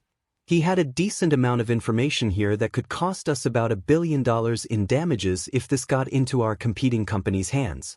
That is how big of an issue this is. If you see someone without a badge, then call security at once. Stop what you are doing and call security or have someone near you do it if you are on a call with someone else already. Hisashi said and everyone shouted out that they understood. After talking about some other things and how he planned to make some security changes moving forward to better help protect the building, like installing an alarm system that would go off if someone entered past a certain point without a badge on, but that people should still call if they don't see a badge present just to be safe if it isn't a board member, Izumi Midoriya, or himself. Hisashi then dismissed everyone to return to work and Hisashi picked Izuku up, which made some people smile at seeing their normally cold stone boss being sweet and happy with his son. Third POV, Hisashi had grabbed Izuku and taken him upstairs to his office. The board members all came into his office and their children were with them as well since they were already out of school. The kids asked if Izuku was all right and Hisashi nodded his head and spoke. He will be. getting attacked by an older woman likely caused some memories to resurface of his upbringing. His mother, though never laid a hand on him, did not take care of him. She neglected him and his stepsister physically and verbally bullied him to extreme levels. Hisashi stated, and the kids flinched back a bit and then looked at Izuku with a bit of sympathy. They asked if they could help in any way, and Hisashi said to just be friends with Izuku, which they accepted to do. After about 10 minutes of sleeping, Izuku woke up to see everyone in the room with him. "Well, hello everyone, that I have no idea who you are, but I will assume you are the board members and their children," Izuku stated as he rubbed his eyes a bit and moved to sit next to Hisashi. Everyone chuckled a bit at Izuku's statement since it was right, but it was just funny in how he phrased it. "Hisashi, these are the board members for the parent company. Through them, I do a lot of the work. Though do note that this isn't a publicly traded company and I own 100% of it. I've never taken it private nor intend to ever. I'm not required to have a board of directors, but it's nice to have people that I trust to throw the work to, who I know will ensure it gets done. I can also go to them for their opinions on things or leave them in charge to run the business. For example, when I had that accident at your BRH that forced me out of your life, they took over and ran until I recovered. As such, if you ever need help in the future when you run the company, then just lean on them," Hisashi said, and Izuku nodded his head and greeted them all. Izuku took all of their names in but focused mostly on the 2 senior members since they knew everything about his father's past and quirk. As such, they would be the ones that he deals with almost all of the time since he knew he could trust them with anything. The first man was called Kristen, and he was of Japanese descent but had an American mother. He did spend years in Japan but moved to America with his mother after the death of his father and hasn't returned since unless it was for business. Izuku also was told by his father that the 2 senior members both have a minor slow-aging quirk since Hisashi liked to keep trusted allies close at hand for as long as possible. The second senior board member was of American descent and his name was Jared Creed. He also had the anti-aging quirk as well. Both men were in their 60s, but Jared had become a close member of Hisashi's inner circle when he was a bit younger than Kristen. As such, Jared looks much younger even though he is roughly the same age as Kristen. After talking to them for a bit longer and being introduced to the children of the board members, it was almost time for the day to come to an end. Hisashi had decided to pull Izuku off to the side for a private conversation. "Son, I wanted to talk about your education. As it stands, you currently have an education level of a high school student. As such, I've been debating whether or not to actually send you to school when the new school year starts, since you would be more or less bored. You would also only be going for the social aspect, which we could arrange for you to get via other means. I would like your thoughts on this since you are young but you are mature due to your experiences," Hisashi stated, and Izuku nodded his head and thought it over. In all honesty, Izuku did not want to go to school to learn the things he already knew about. As he thought it over, he decided to ask some questions. "If I didn't go, what would I do instead?" Izuku asked, and Hisashi nodded his head and was glad his son asked the important questions. "You first would need to take a placement exam to qualify to not go after all. Wherever your education level lands, then that is where you will start at.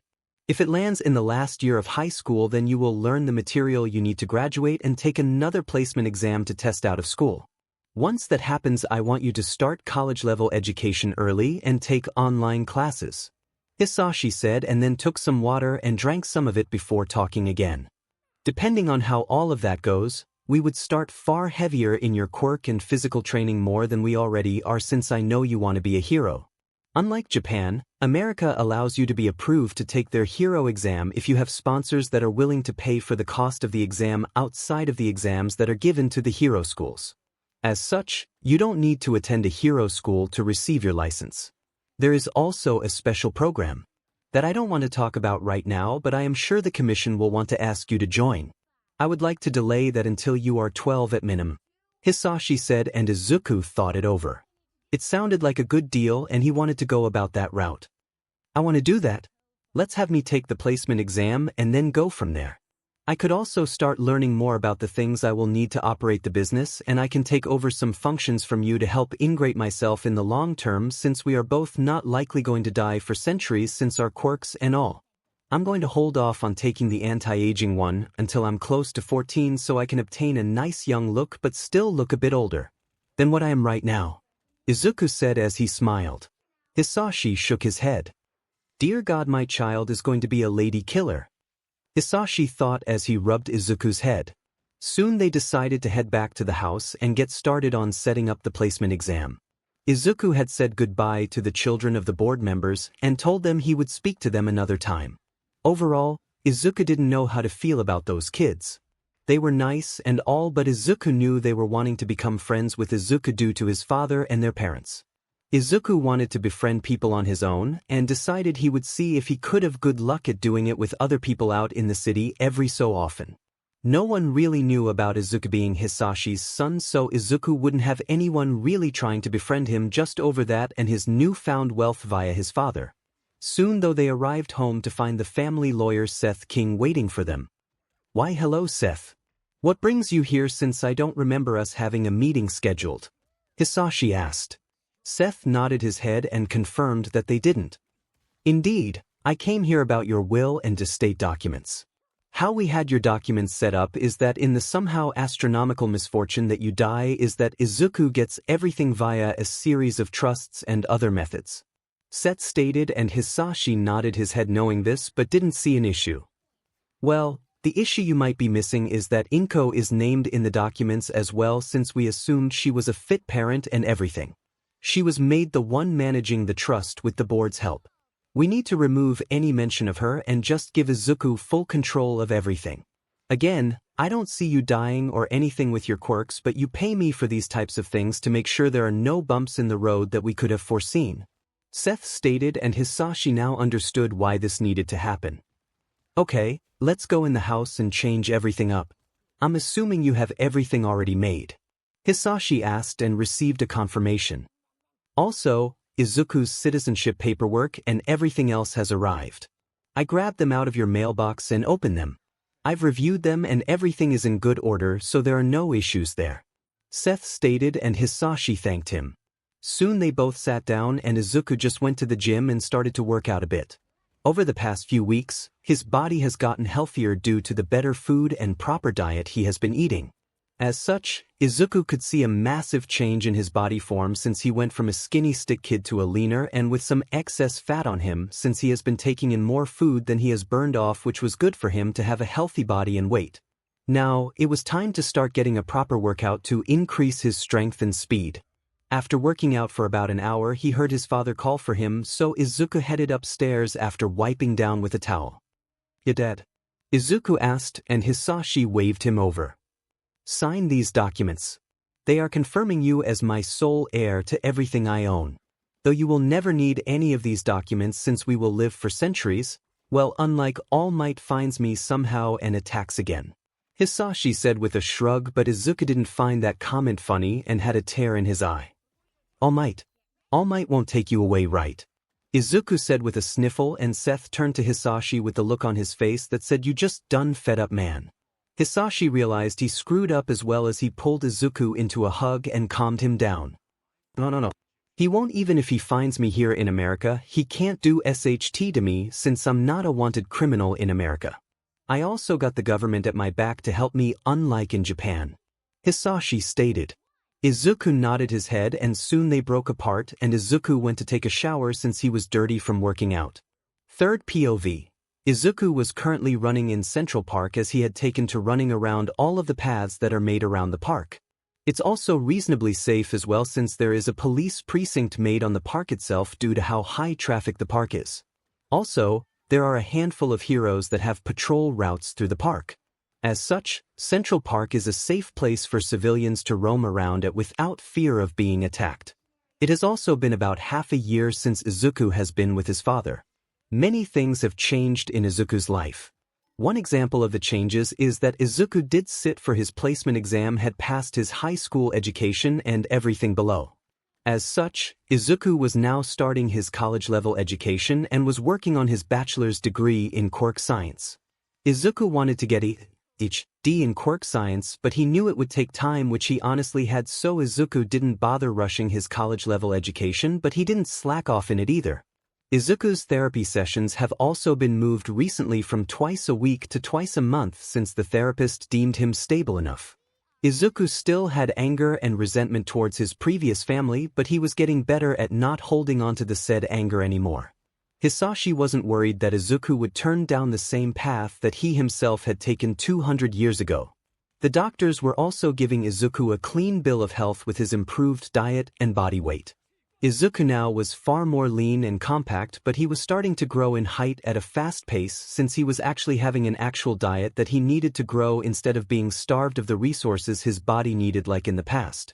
As Izuku was running through the park, he heard a scream on his return journey towards his home. He followed the sound and had found a group of children surrounding two smaller children on the ground. Izuku decided against calling the police since it might be them just playing rough and it was likely something he could just get involved in, and scare them off by threatening to call the police. Izuku listened in and heard the main group of children picking on the two children on the ground. They were talking about how the two needed to stop coming to their territory, which was ironic in Izuku's opinion since the land they were on was owned by Hisashi Midoriya, though it was still open to public use. After listening in a bit more and before one of the bigger kids could throw a punch, Izuku stepped in and got involved. "What do you think you are doing?" asked what kid. Izuku just rolled his eyes at them, which just annoyed them. They started talking about how Izuku shouldn't interfere in their matters and that it was their space that they didn't want other children coming to. Izuku scoffed. "First, this is open to the public to use but privately owned land that you are standing on currently. So it's not yours at all to decide who can come and go. Second, you are picking on them for what? Just being here. That is pathetic, especially for the fact that you stated you wanted to be heroes and all from what I heard about. So listen well and clean your ears out. You won't try and stop people from coming here in the future, nor will you harm others, or I will call the police on you and report you. It would be quite hard for you if you wanted to become heroes with you assaulting people, no," Izuku said with a smirk on his face, and a lot of the children standing in front of him flinched back at the threat of calling the police, but one main boy scoffed at Izuku and decided to push the issue. "I can do what I wish. My father is a deputy commissioner in the police force. The police won't do anything to me since they won't risk losing their jobs," stated the bully.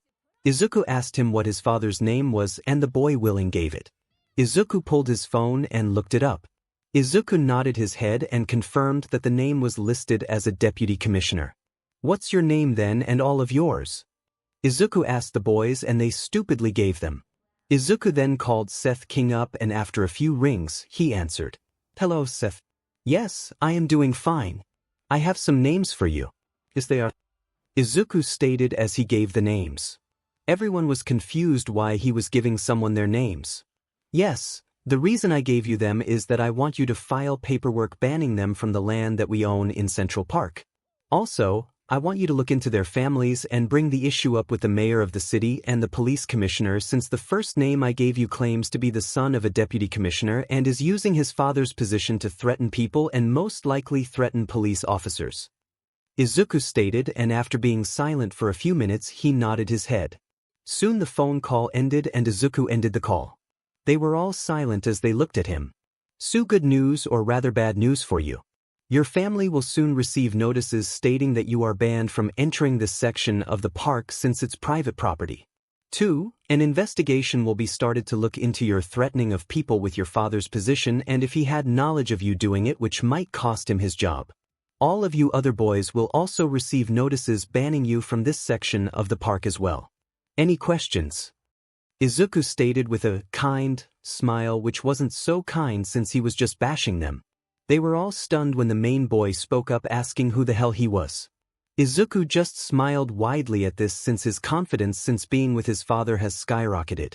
"I am Izumi Midoriya and you are on my family's land," Izuku stated with a grin.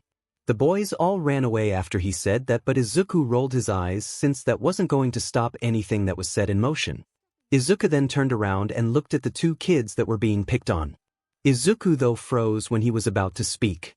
"Cute," he thought as he laid eyes on the girl in front of him. The girl had crimson red hair with 2 ponytails. Soon he snapped out of his thoughts and started speaking. "Are you both all right?" Izuku asked the girl and her friend who had brown hair but didn't catch Izuku's attention as the crimson hair girl did. We're fine. Thank you though for saving us. The red-haired girl said with a smile. The other girl thanked Izuku as well before they all started to talk. Izuku didn't pay much attention to the other girl because his attention was focused on the crimson-haired girl who he learned was named Stella Vermilion. He asked if they lived in the city and the brown-haired girl said no, while Stella said that her family had just moved to the city since their family business was expanding and she was still figuring everything out. If you want, I can help you around the city. I've only been here 6 months, but it's better than nothing. Right? Izuku suggested, and the brown-haired girl rolled her eyes at Izuku's attempt to flirt, or what she thought was him flirty. The girl decided to leave since she had only met Stella when they got bullied and said she had to go, which just left the two of them. Well, I'll accept your offer. Shall we go explore? She asked, and Izuku nodded his head as they left the area they were in, and Izuku took her to the things around the central park. These things included the small zoo at the park or the art museum. Then they stopped at the playground that was near the small amusement park that was seasonal. This little amusement park is seasonal. It changes with the seasons, so during winter they have ice skating. I didn't do it when I first came to New York since I had things that were far more important to handle. Izuku said as they walked past it and into the playground. Stella thanked Izuku for showing her around the park and asked if he would show her around the city on another day, and Izuku agreed. They even swapped numbers as they sat down in the park. Izuku decided to get to know her a bit more than the general questions that they had talked about while walking. So you said your family's business had expanded and you just recently moved here. What does your family do and where did you guys expand from? Izuku asked her as they sat down. She looked at him and shrugged a bit. I don't involve myself that much into it. I know I will inherit the business in the future, but that won't be until I'm older. Right now my father wants me to enjoy life, and I also plan to be a hero as well. I can tell you that we did expand from France though. The family business centers around many different things and I know only some of them. I do know we do some work in luxury brands that we export out of France. We had recently made a deal with a major company here in New York that is an international company but does most of their business in the United States, but I don't remember the name since I wasn't involved in anything. I just came along for the ride. Stella stated, and Izuku nodded his head. I wonder if it's with my father's business. Izuku thought. Then he asked her if she missed any of her friends back in France. Not really. Most of them were my friends due to my parents' businesses. I'm hoping to make friends here in America, which it seems I've made one. She said as she smiled at Izuku. Demon, that's an arrow to my heart. Izuku thought, and he cursed himself for having a crush on a girl he just met.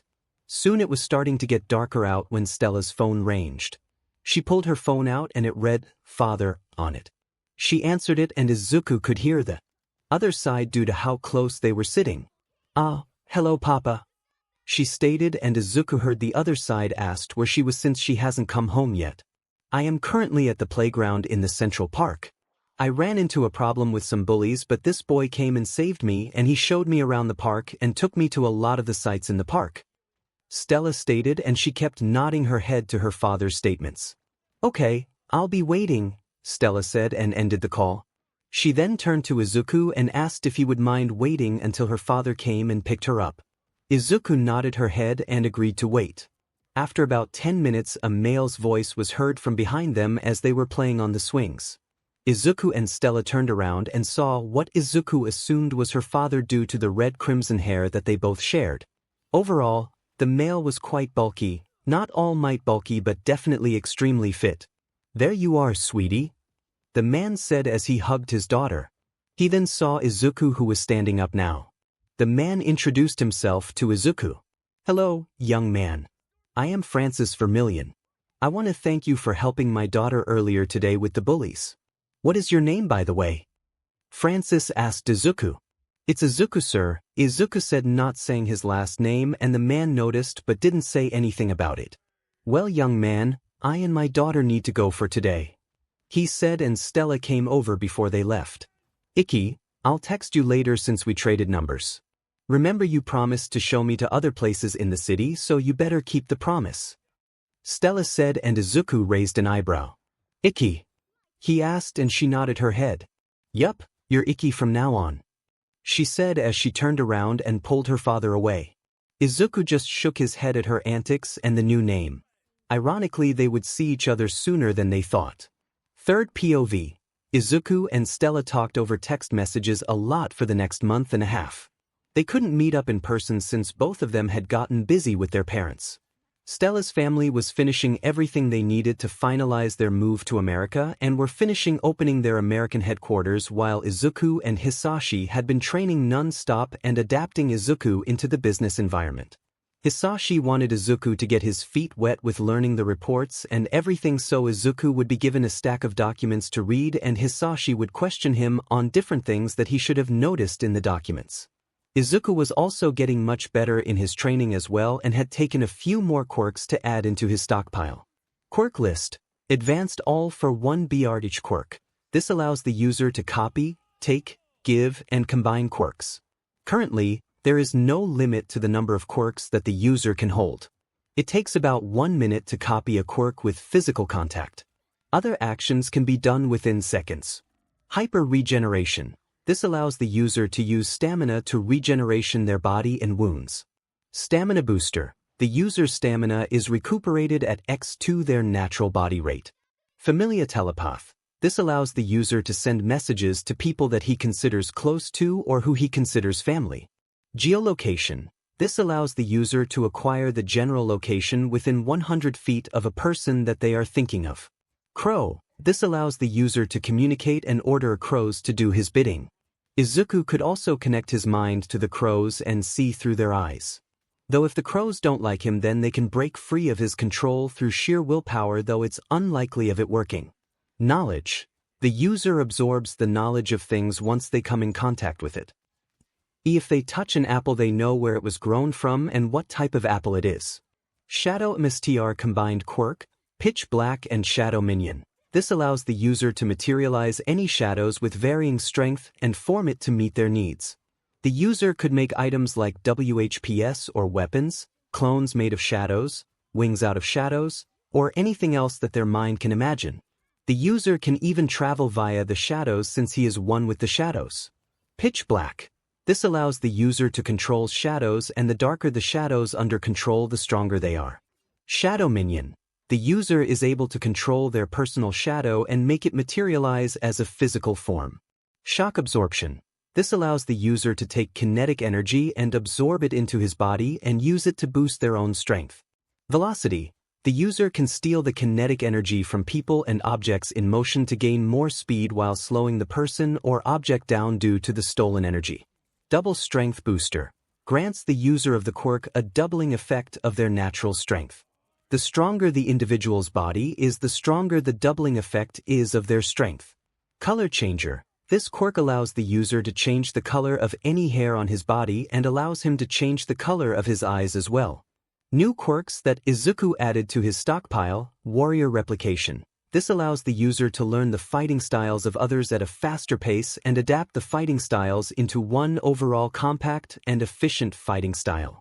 This provides an overall edge in battle if the user engages in close quarters combat. Null. This allows the user to negate the effects of other quirks upon himself if he decides to have it active. A lie detector quirk wouldn't work on him and ring as true if he had it active.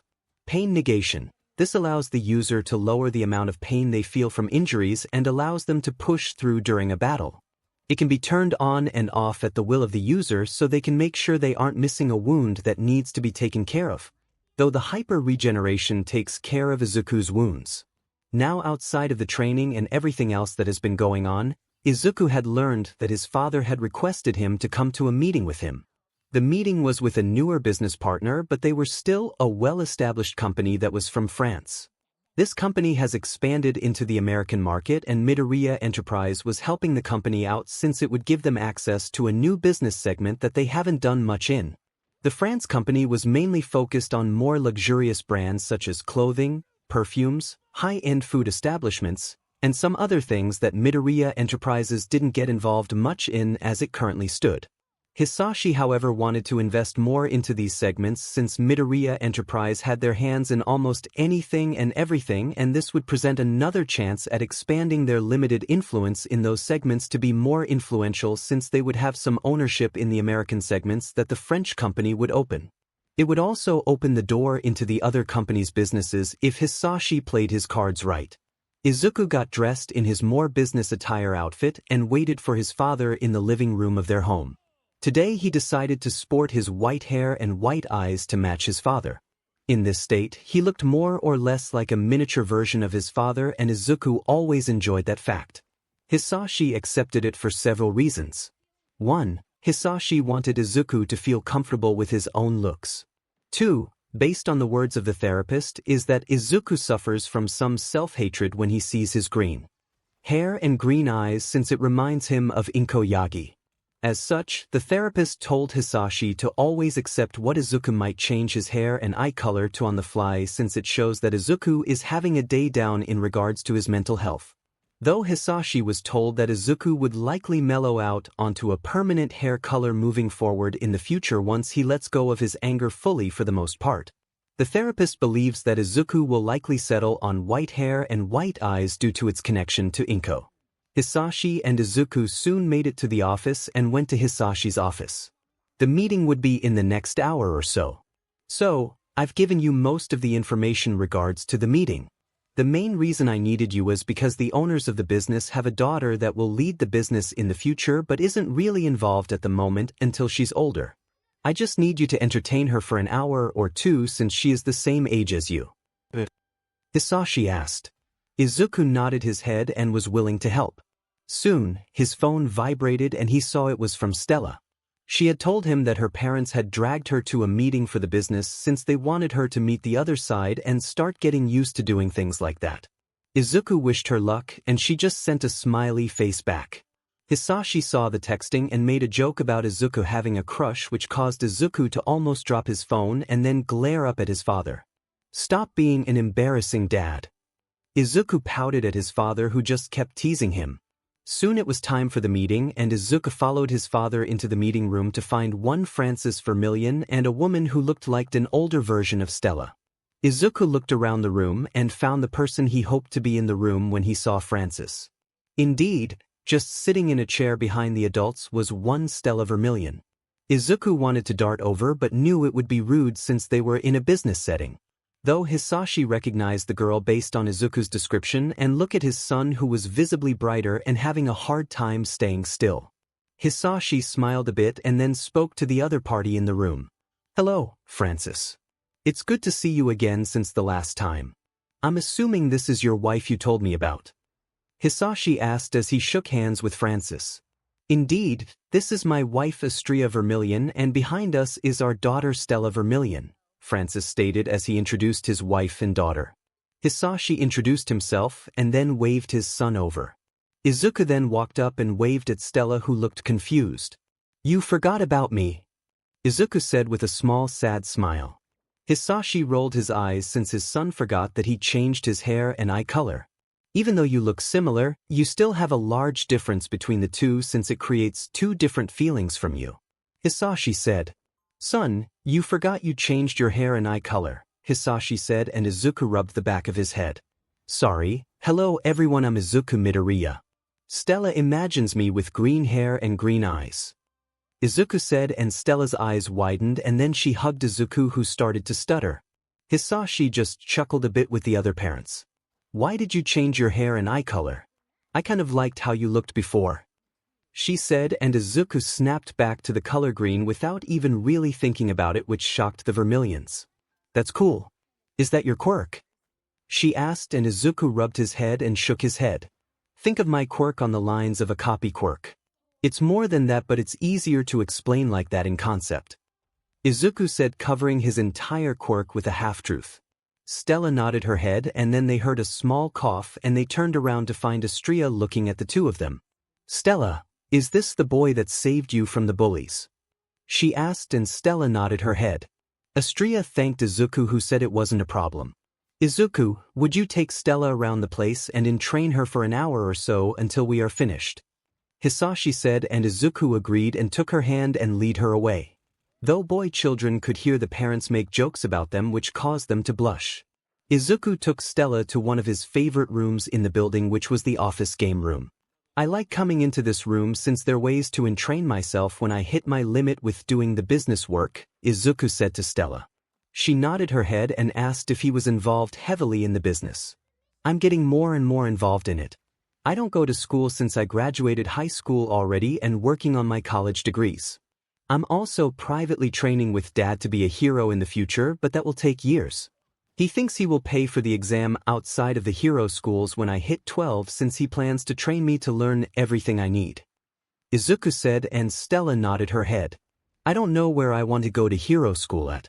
I'm recently tested out of my middle school classes and started working on high school knowledge, but I think my dad will still have me attend a hero school since they don't have the experience to train me in that regard. She stated, and Izuku nodded his head. He did tell her if she ever wanted to train then they could try to find some time. She thanked him for the offer and told him her quirk. Izuku was interested in the quirk. It was more or less a fire aspect quirk. It was called Phoenix Queen and allowed Stella to control all fire and even heal herself with it. It also allowed her to summon and materialize an actual sword as well. That was an interesting quirk in Izuku's viewpoint as it had several different aspects. Stella told Izuku that her family had a line of heroes in their family except for her parents who didn't feel as if that was their calling and had decided to go into business instead. Izuku had heard several of the family hero names since he was a hero nerd in the past, and some of her family lines were quite famous heroes in France. Soon the time passed and the meeting between the families came to an end. Stella hugged Izuku goodbye and said she will text him later. Izuku waved back and said goodbye as well. He never realized that he never changed his hair color back either, nor felt his anger that he had towards his past family since early morning since he was too focused on Stella the entire time. Hisashi had noticed it though and made a note to inform the therapist of it. Third POV. 3 years have now passed since Izumi Yagi had gone missing from his home one Friday night. Izuku would now be 12 years old since it was his birthday. The Yagis still haven't given up hope of finding Izuku, but for the most part, everyone else that wasn't directly connected to him in some way had given up hope. Endeavor, Nizu, Sir Night Eye, the detective, Recovery Girl, and Aizawa haven't given hope either and have kept their ears and eyes open for any new information but haven't heard of anything about him. The Bakugos and Todorokis haven't given hope up either, but they didn't do anything to help in the case due to not being heroes, so they had to leave it to everyone else, which saddened them. What saddened Izumi though the most was that the public had discovered somehow that she was the daughter of All Might and Green Tornado due to a reporter getting a picture of the three of them one day. The reason this saddened Izumi was that people learned of Izuku's disappearance and only cared more about him being gone due to him being related to All Might and Green Tornado. However, up to that point, no one cared much about him, which showed Izumi more of how wrong she was to treat her brother like she did. Izumi, Shoto, and Katsuki have all attended therapy and have gotten better with time. The school was closed down and students sent to new schools due to what the school did. It was decided that the school would be destroyed since no teacher wanted to be hired at the school since it was that bad and they feared its name on their resume would hurt them. The public though did not learn of the reason why Izuku had disappeared since some officials in the government decided to cover up All Might's and Green Tornado's child neglect since it was deemed that it would be troublesome if criminals were inspired due to their actions. As such, Izuku's runaway due to neglect and physical harm was kept as simply him disappearing for unknown reasons publicly, with only those involved initially in the case knowing the full truth since the case regarding the school was sealed by the said government officials, which sealed any evidence of the harm Izuku came under at the school. Though the Yagi family never learned who ordered it, Nizu had suspicions that it was the Hero Commission that had gotten involved to protect the #1 hero reputation since they feared it would inspire villains, and Izuku was only quirkless in their eyes, so they didn't care about him. Izumi had also started her training to start adapting to hold one for all. All Might decided that he couldn't wait forever to give the quirk up, but Izumi made him a deal.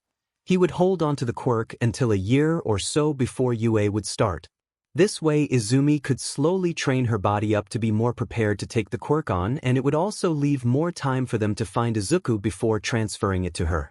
If they found him before UA started, then the quirk would be offered to Izuku instead of Izumi, since she wanted him to have the chance to become a hero like he always dreamed of.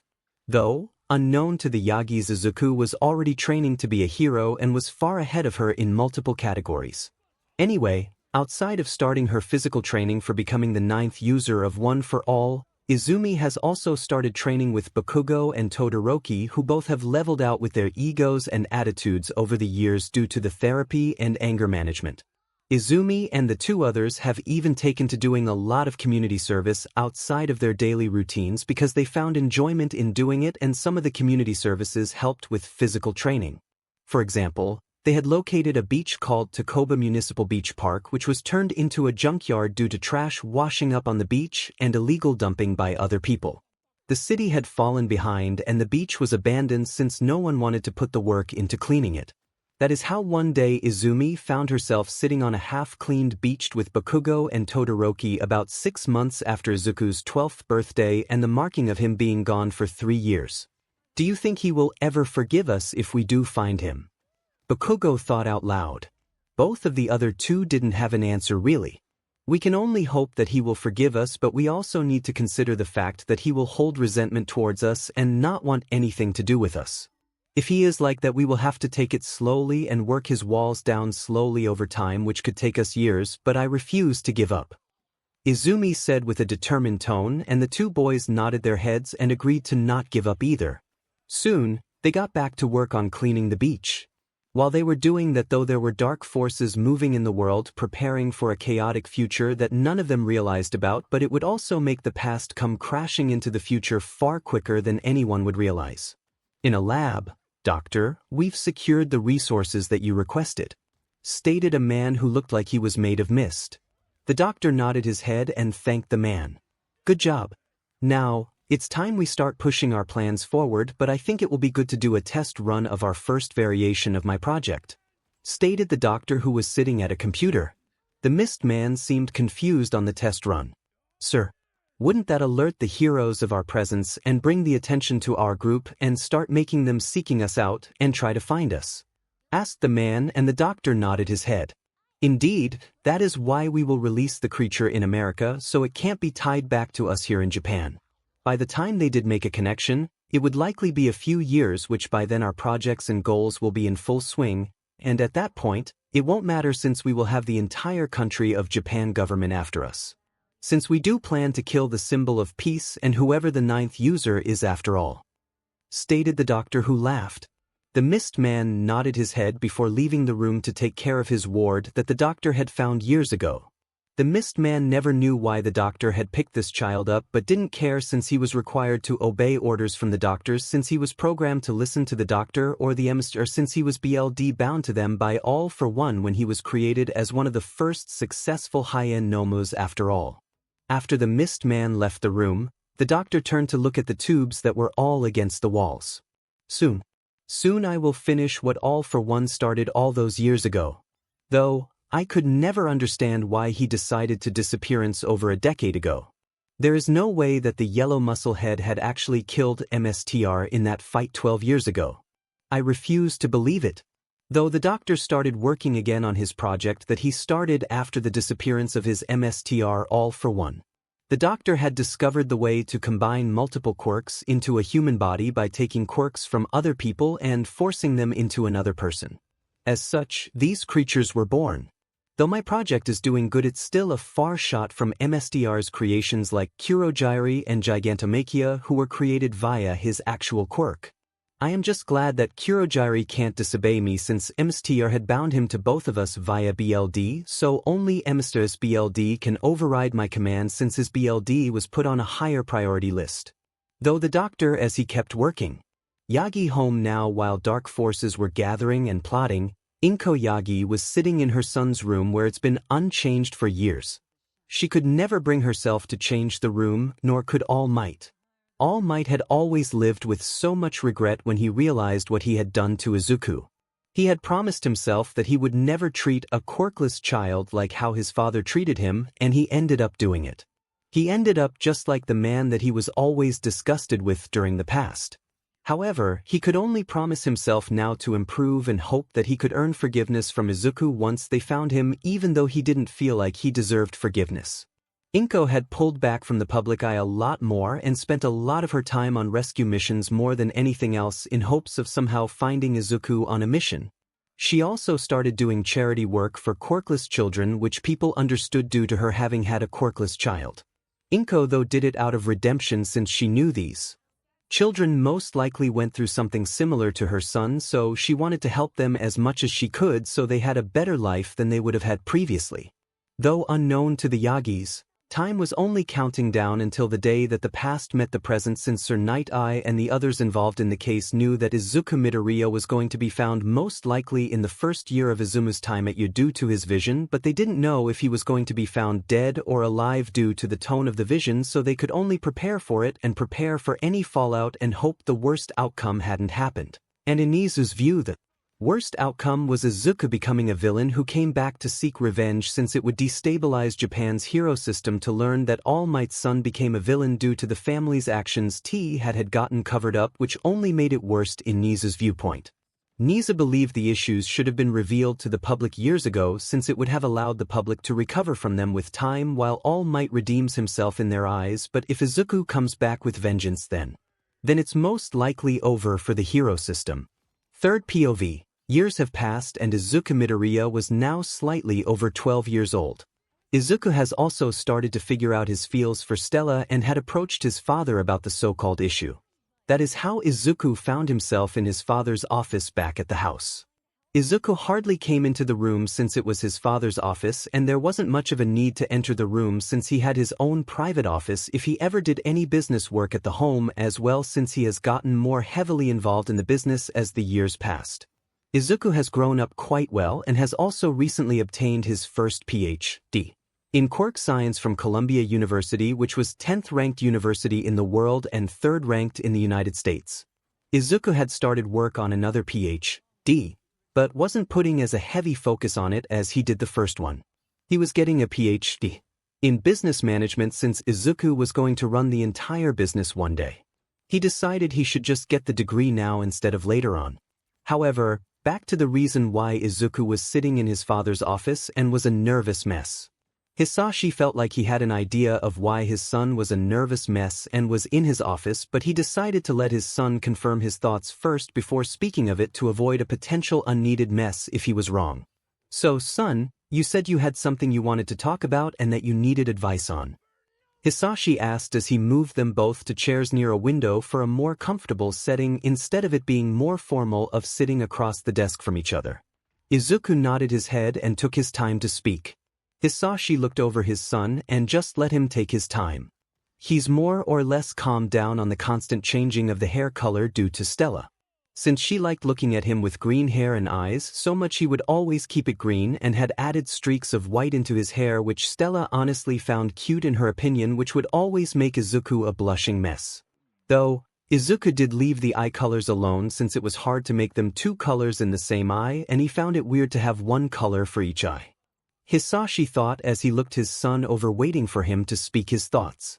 Soon though his wait was over as Izuku finally spoke up. How do I deal with confessing my feelings to a girl? Izuku asked, and Hisashi smiled since he was right on the money of what the issue was. I had a feeling it was going to be this topic. First, we will need to also have a conversation about the birds and bees. I know you likely already know, but I need to cover my bases. Second, indeed, how to confess your feelings. Hisashi said as he nodded his head and thought it over. For me, I just outright said it to your mother, even though she turned to be a beach later on. But moving on to Stella. Hisashi said, and Izuku waved his hands and tried to deny it was Stella, but Hisashi shook his head. Please. Izuku, neither myself nor the Vermilions are blind to you and Stella's little tango around each other over these years. We're surprised it lasted this long, in all honesty. Now you can just outright confess or try to be a bit romantic about it. I suggest making a gift or something to make it romantic. Maybe even taking her back to the place you both met and then confessing there could be an idea. Hisashi said, and Izuku nodded his head. Soon they kept talking for about half an hour of ideas and how Izuku could go about it. We need to talk about the birds and the bees. I know you don't want to do it, but I got some warnings to give about some things. First, if you are going to have SXL relations at any point, then be safe about it. I would rather not have a grandchild with you still being only 12 years old, so wait until you're like 15 or something. Hisashi said, and Izuku gave him a questioning look. Hisashi shrugged and spoke. Remember, time and age are more or less a novel concept. I am over 200 years old, remember. You also have taken the anti-aging quirk already but have it deactivated right now, so you don't really have to worry about age either in the future. I just don't want you making a kid yourself until you're a bit older, and Stella also needs to grow up. On the topic of your anti-aging and Stella, Hisashi said, and Izuku's eyes widened in the realization. He's never thought about it until that moment, but he realized Stella would die and he would outlive her by centuries. That thought made him so sad and heartbroken. I can see where your thoughts are going, and they are a real concern, but remember what your quirk is. You can copy quirks, give them, combine them, and take them. Make a copy of the anti-aging and give her one in a few years at an age that she will like, since she won't be able to turn it off like you, or I could use our main quirk. I've shown you how to go about inserting a second quirk in a person since we did it for a recent member of the board that has become a senior member. If you rush the process, it could hurt their brains and bodies, causing brain damage. As such, you need peace and quiet, and to take as long as the process requires for their bodies to accept it. I've done it multiple times with the senior members and others close to me. I've even done it once before in the past long ago on another man that had died, but one of my unique quirks allowed him to live again since I made him into a new entity which I called 𝐒𝐮𝐦𝐬𝐵𝐲. I did this by reviving him in a sense and adding a new quirk into his body that healed him but also granted him a warping ability. He never did regain his memories though, which I had hoped for since he died protecting children. It had happened right after you were born as well, and that's why I did what I did, since I felt the question of what if they were you. Though, I don't know what happened to him since I had encountered All Might soon after that, so I lost him, and even geolocation can't find him due to his quirk and the fact that he's really two people in one due to his appearances. I did find a quirk that could grant his memories back, but I've never found him. Hisashi stated as he explained how the process worked more carefully, since Izuku could give Stella a quirk to make her age really slowly so they could enjoy the centuries together in the future, since Hisashi believed the two of them were made for each other, since Stella would always ground Izuku whenever he was troubled, and Izuku would always care for Izuku for anything she needed even if she didn't ask for something. Izuku nodded his head and took a copy of the memory quirk, so if he ever ran into the so-called 𝐒𝐮𝐦𝐬𝐵𝐲, then Izuku could give the man his memories back, so if he ever wanted to go back to the old life, he could, since Hisashi said he was an intelligence entity but lacked purpose, so he wasn't sure what he was doing nowadays, since he should have free will unless something happened that he didn't think of. Then they were back on the topic of him and Stella. Izuku was once again being embraced by his father due to the topics they were talking about, but soon it came to an end and Izuku had a good idea of what he wanted to do. A few weeks passed and Hisashi and Izuku were doing their normal training. Izuku had been taught almost everything he would need to know to be a hero, from laws, how to treat injuries, how to calm people down, and so forth. Hisashi decided it was time for Izuku to try out for the hero exam, but that also meant that the Hero Commission would request Izuku to enter their special agent program, which Hisashi was unsure of if Izuku would accept, since it would increase his likelihood of him killing someone. Hisashi decided to sit Izuku down after the training and explain the entire program and what would likely happen if he got his license early. So, from what you told me is that the hero system is more complex than most believe it to be. That the world has a hero system that operates outside of most countries' jurisdictions, since the United Nations operates the so-called special agent heroes. Izuku asked and Hisashi nodded his head. That is a lot of power in the United Nations' hands, isn't it? Izuku said and Hisashi shrugged. Not really, since there are a limited number of special ranked heroes that are around, since the government knows it gives these heroes and the UN more power.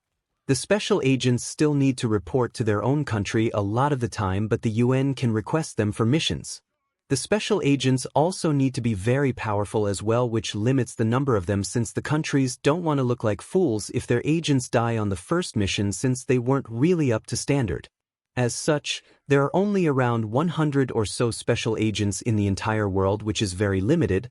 But again they are extremely powerful people that would give All Might a hard time. Hisashi said, and Izuku asked if they would give him a hard time as well. Hisashi shook his head. In an actual fight then not really. All Might caught me off guard that day since I was on my way home. I've also gained a lot more quirks since then and wouldn't underestimate him as I did. There's a reason all 7 before he died, which sadly does include your grandmother Nana Shimura. Sorry. Hisashi said, and Izuku shrugged.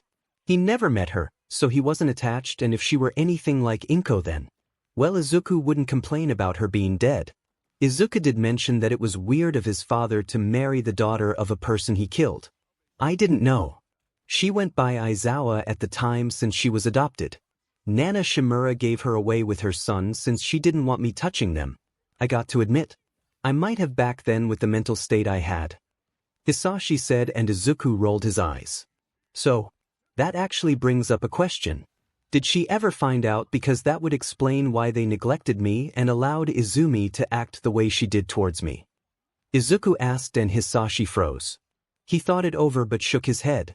No, unlikely that she knows, Hisashi said, and he was confident that Inko never found out. Oh, that's worst. It would be one thing if she did it with that in mind. But it's worse that she didn't know and still did what she did. Izuku said with a frown. They realized they got off topic a lot and moved back onto the topic of the special agent program. Anyway, with your quirk which grants you the path of always growing stronger, I'm 100% sure that the president of the commission will request you to join the program since he knows about our quirks and your longing to be a hero. Especially one that avoids the public spotlight most of the time, since special agents tend to operate in the shadows most of the time. This means you have a higher chance of killing people as required by the mission, since a villain might be deemed too big of a threat to keep alive, since they would just cause death and destruction if they ever escaped again or are presented the chance. These tend to be the type of villains that special agents deal with most when requested by the UN. So, I need to warn you about it, and you need to decide if you will accept their request or not. Hisashi said, and Izuku sat there thinking it over. He knew that he would likely have to kill as a hero, since hell, even All Might tried to kill his father, so if the so-called symbol of peace has done it, then many other heroes have done it as well. I think I might accept since it will help keep me in the dark more. It will also present chances at getting far more powerful quirks to stockpile as well, since I can be a deterring force against powerful villains from returning if they lack a quirk to do their major crimes with. Izuku said, and Hisashi nodded his head, knowing this was likely the case. Hisashi then told Izuku that he would request the hero exam to be set up in the next few months, so they should prepare for it. Izuku also had to confess to Stella as well. Third POV. About a month after the talk with his father, Izuku was waiting for Stella to show up at the park. He decided that he wanted to take her to the ice skating ring first, since it was in session now, since it was starting to get colder out. After waiting for a bit longer, Stella showed up, and Izuku was having trouble controlling himself from blushing really hard as she walked up to him with a bounce in her step. Dear God, get control of yourself, man. You are a walking arsenal of quirks, and you can't control yourself around the girl you love, Izuku thought in his mind, but realized he had thought of the words love instead of like, and realized how bad he had fallen for Stella. Dear God. I hope she doesn't reject it. Izuku thought, and Stella asked him what would she reject, and he felt like he jumped out of his skin since he muttered it out loud. You will find out later. First, I wanted to take you to the ice skating ring. Izuku said, and she nodded her head. Soon they spent about 2 hours skating before Izuku had decided to take her back to where they first met. There was a bit of light snow on the ground, but Izuku didn't care. Stella had asked him why they were back here where they met, and Izuku nodded his head to himself, and she looked at him worried that he was going insane. Stella, I wanted to bring you here to ask you something. Will you become my girlfriend? Izuku asked as he presented a rose to her. Stella's eyes widened as she saw Izuku with the rose and the look in his eyes. She was frozen for a bit, which made his confidence drop and start thinking that he had just destroyed their friendship because of one-sided love. I'm sorry. I had hoped you had some feels for me. Guess I was wrong. Is there any way he was saying as she leaned in and kissed him on the lips. Yes, you idiot, I will be your girlfriend. Sorry it took me so long. I was shocked that you finally asked, since I've been hoping you would ask for the past year now, you big idiot. Stella said as she smacked the back of his head lightly. It was Izuku's turn to widen his eyes. So that's what Dad meant when he said our parents were waiting for us to get together after our tango around each other. I see, Izuku stated, and that just caused her to blush even more. They both broke out into laughter at the situation and how their parents had been watching them for the past year or so dancing around each other on the issue. Izuku decided to take Stella to a restaurant that was near the park since it was just slightly after lunchtime. They spent the day with each other, and Izuku texted their parents in a group chat that Stella accepted his confession and that they were dating now. The parents all sent back congratulations while Stella's father sent threats that Izuku better treat her right or he was going to hunt him down. Through Stella's mother seemed to have taken his phone away from him and apologized for her idiot husband, and Izuku said it was fine and that he expected the threats. Hisashi had invited the Vermilions over for dinner and had planned to tell the entire family the family secrets since Stella deserved to know if she was going to be involved with them on the family level. Izuku was nervous about it, but Hisashi said it was fine and was doubtful that they would shun them. As such, that is how they all found themselves at the Midoriya's home eating dinner that Hisashi had made. So, Vermilions, we have a confession to make about our family that you need to know if Stella and you two plan to be connected in death with us, Hisashi said as he set his silverware down and stopped eating. The Vermilions looked at Hisashi while Stella looked at Izuku, who was nervous. She put her hand on Izuku's hand to help him calm down, which did help a bit. The parents asked what he meant. Do you remember when we told you Izuku's quirk was a copy quirk? He stated, and they nodded their heads. Well, that isn't exactly accurate. It has that function, but it's an advanced feature of what Izuku's and my quirk does. Our quirks are called All for One. Ever hear anything about that name? Hisashi asked, and Francis's eyes widened, which meant he did. It's a story passed by my side of the family since we had a family member that was in Japan during the dawn of quirks. Are you telling me you are connected to that man? Francis asked, and Hisashi shook his head. I am that man, Hisashi said, and Francis's eyes widened, and Hisashi could see the fear in it while the woman was just confused. Don't worry, Francis. I'm not threatening you or your family. I gave up that life about 12 years ago when Izuku was born. Though I had an accident that forced me out of his life, and I only reunited with my son when he was 9 when I took him away from his disgusting mother. Hisashi stated, and Francis calmed down a bit but was still tense. Stella, noticing the tension, asked Izuku to explain. Stella, my dad was what you would consider the world's first supervillain starting at the dawn of quirks 200 years or so ago. When he met my mother, who I hate, they had me, but Dad got attacked by a well-known hero of Japan when he was coming home one day. This led him to be injured and forced him out of my life, since that same hero ended up meeting my mother and marrying her. They had another kid and never knew I was the son of their enemy. Ironically, the hero was All Might, the symbol of peace, who became my stepfather. He and my mother neglected me for being quirkless since Dad took my quirk at birth, since it could have killed me since it manifested then. Their child also physically and verbally assaulted me for years after the age of 4, since quirkless people are treated like they are worse than trash in Japan. I ran away, and Dad, who looks from afar every year at my birthday, found me since I ran away the day before I turned. That's how I came to America, and soon you and I met after a while. Izuku stated. Stella was shocked at learning everything, but she has questions. So you take quirks from random people to make your stockpile of quirks? She asked, and Izuku said no. Dad used to during his whole villain phase, but my quirk allows me to copy people's quirks if I am in contact with them longer than a minute. I can copy, take, give, and combine quirks, while Dad can do everything but the first part. Some high up in the government knows of Dad and me here in America. They have even given him a special license to use his quirk. He's not allowed to take quirks away from civilians, but criminals he can, but just has to report it to the government so they know. I've gotten all of my quirks so far from Dad since I just copied out of his 200-year stockpile of quirks. Izuku stated, and Stella nodded her head and asked if he's copied hers yet, and he said no. Doesn't fit the set I'm working on. I don't plan to be a daylight hero currently.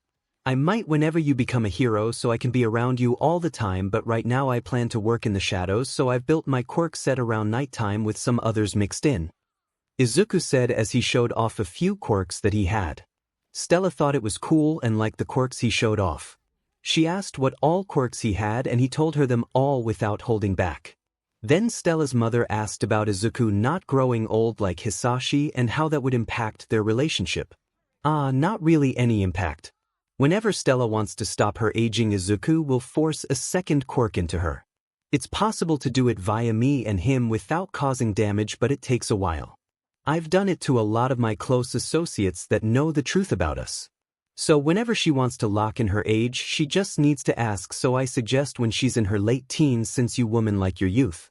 Izuku can turn the quirk on and off anytime he wishes due to our base quirk, but Stella won't be able to, so she needs to wait to receive it whenever she wants to lock it in. Hisashi stated, and they nodded their heads, and Stella was daydreaming of being young forever, which Izuku shook his head at. They talked about more things about Hisashi's past and found out that there was another quirk called One for All meant to stop the All for One quirk, and that it had been created by Hisashi on accident and that All Might has it right now. Your family history is complex. The 1st, 7th, and 8th users are all related to you in a way, Stella stated as she was rubbing her head a bit from all the information of 200 years being laid on her. Izuku just chuckled. Yeah, but number 8 is an unfit parent, so I don't care about him. Would have loved to meet my uncle or grandmother, oh well. Izuku stated, and she nodded her head. Stella then asked when Izuku was planning to take his hero exams since they had talked about that before. Izuku looked at his father, who spoke up. It's scheduled for next month. Then we will likely receive an invite for him to join the special agent program. Hisashi said, and then explained the program. Stella didn't like that he was going to join it but accepted since she knew he was capable of handling himself, especially with the actual quirk of his that gave him a huge advantage in battles. Izuku soon asked Stella if she wanted to go to his room to play on his consoles, and she agreed. As they were leaving, Hisashi shouted out to keep the door open, which made them blush hard. Shut up, old man, or I will make you celibate for the next 200 years. Izuku shouted back, and Hisashi broke out in laughter. Joke's on you, son. I didn't have plans to get with anyone anyway. I think one idiotic woman was enough for my old butt. Hisashi yelled back, and you could hear Izuku fall on the stairs because Stella broke out in laughter while trying to ask if he was okay. Soon the next month passed, and Izuku was with his father and the Vermilions sitting outside of a building where Izuku would be taking his exam. The exam was set on an off day, so Stella could come and support Izuku since she still attended some form of education since her parents wanted her to be social. After waiting about 30 minutes, Izuku was called to follow a man to take him to a changing room to get into his outfit that Hisashi had made. Overall, the outfit took a dark color scheme with more of an Asian theme in it with how the outfit was made. The mask was also a black and blue fox mask that matched the outfit's color scheme and had a black fabric covering all of his hair in the back. Overall, the outfit allowed Izuku to blend into the night, and even during the daytime it would be an amazing outfit if Izuku ever decided to go as a daylight hero instead of an underground hero like he will start out as.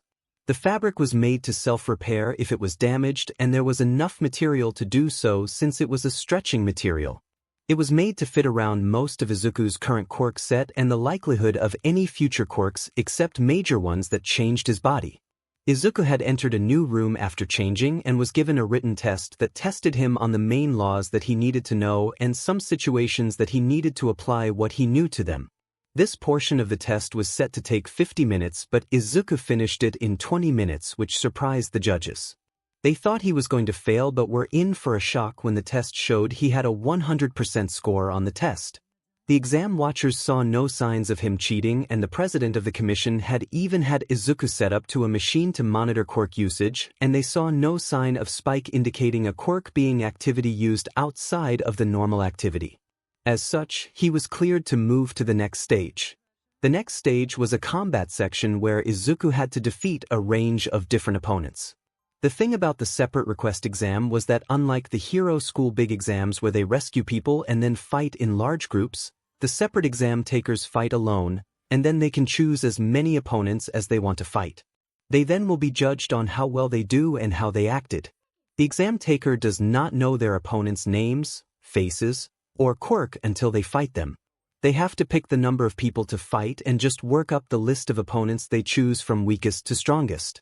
Izuku shocked everyone once again by requesting all available opponents. I want to see how far I go.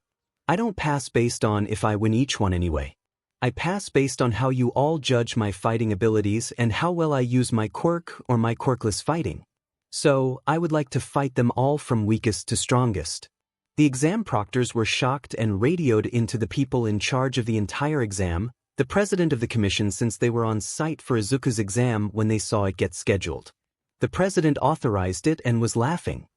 It seems the boy is like the father in giving me enjoyable entertainment with whatever they do. The man laughed as he sat in an observation room that was connected to the fighting room. Soon, the exam started and they all watched Izuku make easy work of the first 15 opponents that he fought.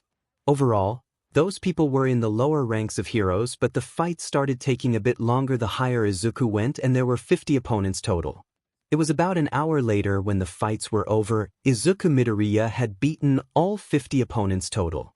The last 5 people were all in the top 200 of the entire nation ranks, which meant Izuku had trained quite well under Hisashi Midoriya, which didn't surprise the president of the American Hero Commission. He's not even tired overall. A bit exhausted, but still has a lot of fight in him. Likely a quirk that provides the increased stamina, thought the commission president.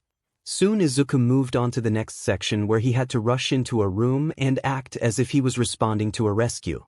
Izuku did this part quite fine and was able to get all the points in this section as well. As such, Izumi Midoriya had passed his exam with flying colors and was granted his hero license, though the commission president had an offer to make which he believed they would be expecting from him, and they were. Third POV. Izuku came out of the exam and made his way over to his father and the Vermilions, who were all waiting for him to finish. They saw him come out and noticed it had only been about 2 hours when the exam was set to take 3 hours total. They were worried that he had failed, but Hisashi knew his son had passed without a doubt. If he didn't, he would actually be concerned about someone interfering, if anything. Just as Hisashi had predicted, Izuku had passed the exam with flying colors and was granted his full hero license, since this was the exam for the full one instead of the provisional one, which you only obtained via a hero school, since that is where they allow you to gain experience before the full exam, and third parties could only pay to have the full exam done and not a provisional exam is done, since the commission didn't want random people running around with just a provisional license, which was slightly easier to get since they accepted a hero school to keep them in line. As the group was celebrating with each other and talking, Hisashi noticed that the Hero Commission of America president had started coming towards them. "Son, here comes the president of the commission. I believe he will make the offer that I warned you about. Are you sure you want to accept it?" Hisashi asked, and Izuku nodded his head and was sure he wanted to go that route, since it would allow him more privileges in the hero world and give him access to the likelihood of finding more powerful quirks. It would also help him if he ever ran into All Might on the job and All Might found out about who he was, since the special agents had special jurisdiction rights, which would complicate matters for Japan if they had any ideas of trying any legal moves on him at All Might's or Green Tornado's request. The president of the commission arrived next to them and requested a private meeting with Izuku and Hisashi, which they accepted. The Vermilions would wait for the Midoriyas in a side room until the meeting was done, since they planned to go out to dinner to celebrate. After walking a bit, they arrived in the room and sat down. "Congratulations on passing Shadow Hero, Hunter. I quite like the name, though I wonder what inspired that name itself," asked the president of the commission. Izuku thought about what inspired him to make the name and then spoke. "Multiple things, as you know about our quirks. I have some inspiration from the quirk itself. I know very likely I will be used to stop villains from returning permanently if they have a dangerous quirk, either via killing them or removing their quirk, which limits their future actions. So Hunter, as in hunting people down and hunting new quirks down to add to the collection. The shadow part is because I plan to be mostly an underground hero type for a while, until Stella graduates from a hero school. After that, I will likely start going more daylight, but still focuses on special operation missions that require a massive hitter or a sneaky entrance even during daylight. As such, I want to be a shadow that people don't really think about until they notice it, because let's be honest, you don't notice your own shadow until you look down at it or it's brought right in front of you if something makes it more defined to the point it catches your eye. I will be like that, unseen until the last moment, or I deem myself needed to be seen as a determinant to villains because getting your quirk taken would be one huge determinant to doing crime. Izuku said, and the commission president nodded his head at Izuku's words because they were true, and the commission president was happy that Izuku was mature and had an overall plan thought out. With your father involved in your life, I am sure he's already warned you and told you about the special agent program, yes? The president asked, and Izuku nodded his head at that statement. Good, if you have any questions then feel free to ask, but I am hereby formally inviting you into the special agent program. Do you have any questions about joining? He asked Izuku, and Izuku thought for a few minutes. Yes, I have some. As you know, I am with Stella, and I'm sure you are aware of my former family. In regards to Stella, would this program prevent me from becoming a daylight hero in the future if I decided to do that with her whenever she graduates in the future? Izuku asked, and the president thought it over for a few moments. Normally, we like the special agents to stay hidden for the most part. However, we could work around it and make you 2 licenses. One for your special agent position and a normal hero license. If you are doing anything that isn't for the special agent assignments, then just show your normal license, which would hide the fact that you're a special agent, stated the president, and Izuku thanked him for that. Overall, you would be asked to go on a mission that might include international trips if a case leads you out of the country or the UN requests you to go somewhere. Otherwise, you operate as a normal hero unless needed for special assignments. So I don't see anything that prevents you from working with her in the future, he stated, and Izuku nodded his head. Then he thought about Izuku's former family. That was a hotbed of a mess in his honest view. To be honest, your stepfather, mother, and half-sibling issue is a hotbed of a mess. However, it isn't something we can't handle since they haven't found you in all of these years, and unless you become the center of attention that international news picks you up, then they likely won't find you. Though a case might lead you to Japan, which would be an issue, and at that point, you will have to deal with them finding you. Even if they do find you, call my phone number at any time of the day, even if I am asleep, and we will send the paperwork renouncing your Japanese citizenship, which ties Japan's court's hands for the most part. They still might try something, but it will take time and a lot of work. By then, you could likely escape back to America where you would be protected easier. Even if you stayed for a case, with your quirks it would be hard for them to lock you down, and even then you being an official hero ties their hands as well, since as an official hero you are legally recognized as a legal adult even though you're underage for a lot of laws. You can even drink now since you have the full hero license, stated the president, and Izuku nodded his head in understanding. He thought it over and realized that unless All Might tried to physically stop him, then they couldn't do much against Izuku. Your father can't even step foot in Japan since they could legally arrest him if they can connect the crimes of All for One to Hisashi Midoriya, which I fear All might figure a way out with Principal Nizu's help of UA. So, Hisashi, stop returning to Japan in my opinion and just have representatives do the work instead. They can't touch you in America since we would never authorize your arrest since we get far more benefits, and you've committed no crimes since you've turned over a new leaf, so we don't see any reason to allow them to since you provide a lot of tax money and benefits to the country, stated the president of the commission, and Izuku was glad at that moment his father had turned over a new leaf all those years ago and has a clean record since then. With all of that talked about, I accept the offer to join the special agent program since it would provide me more benefits to block them and allow me to operate more in the dark without others really knowing of me, Izuku stated, and the president said he would have the special agent paperwork sent to their family lawyer and the special agent license printed soon after. The meeting came to an end, and Izuku and Hisashi met with the Vermilions and informed them of Izuku accepting the offer to enter the special agent program.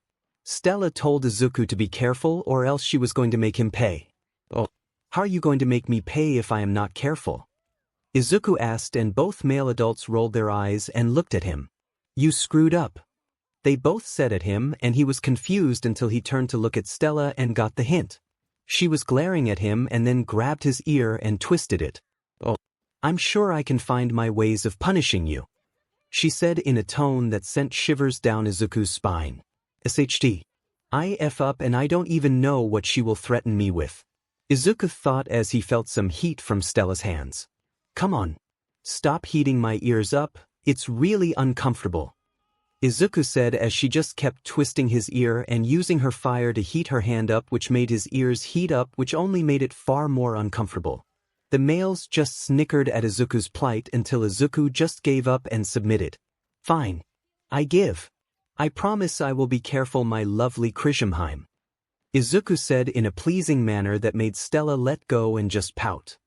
Here you are just talking about not being safe and just going to leave me alone if you screw up in a battle. How did I end up with such an uncaring lover? She pouted with fake tears, but Izuku didn't care as he pacified her and apologized. She very quickly changed her attitude and smiled as making Izuku give in, and the male adults just whispered about him being whipped already, though Francis got smacked in the side by his wife who glared at him. Third POV. Izuku decided to take more quirks from his father to help him survive with being up almost all day since he would spend time at the business working, then part of his afternoon with Stella since he refused to cut time with her, and then he had hero work in the late afternoon early morning. New additions, Energy Siphon. This allows the user to siphon off energy from living things to replenish the user's own energy. Power Nap. The user can reap the benefits of a full night's rest in 30 minutes of sleep. The user can share this ability with someone if they maintain contact with them while both parties are asleep. Memory Recall. The user is able to recall anything that they have experienced. This allows them to never forget anything, and they only need to think of the topic to recall the memories. Visual Teleportation. This allows the user to teleport to any place that is within his visual range and he can clearly see. This costs the users stamina to teleport and requires more stamina if he teleports others with him. He combines this with his crow's sight to help him to travel to more complex places or further distances. In all honesty, Izuku thinks that the 3 new quirks that Izuku found from shifting through the 200 years worth of quirks are how his father has survived so long since they were so powerful. These quirks could help fuel his hyper-regeneration quirk and allow him to be effective in investigations. As such, with these new quirks, Izuku was no longer feeling the drain of pulling all-nighters after spending the day at the business or with Stella, since he could use Power Nap to sleep for 30 minutes and get refreshed on his energy and stamina. As the months had passed, Izuku had now turned 13 and he had handled a lot of small-time criminals that he had encountered throughout the city since becoming a hero. However, it seemed like today was going to be a troublesome day in Izuku's opinion. As he was moving throughout the city, he had sent all of the crows that he controlled out to scout all the areas around him. About 3 hours into his patrol and it was now 4 a.m. Izuku was alerted by one of his crows that some weird creature was spotted attacking in the area around Times Square. Izuku quickly headed off in that direction because the person or thing that was fighting the other heroes and police was not going down easily, even though they were hitting it hard with quirks and bullets. It had easily lifted a tour bus and tossed it into a building, damaging it. Izuku arrived on site via visual teleportation and landed on one of the shorter buildings in the area. Izuku watched the movements of the creature and could observe that it had a brain sticking out. However, that isn't what freaked Izuku out the most. A feature of All for One is more or less gaining a quirk vision view where they could see quirks inside of a person if they switch to that visual view.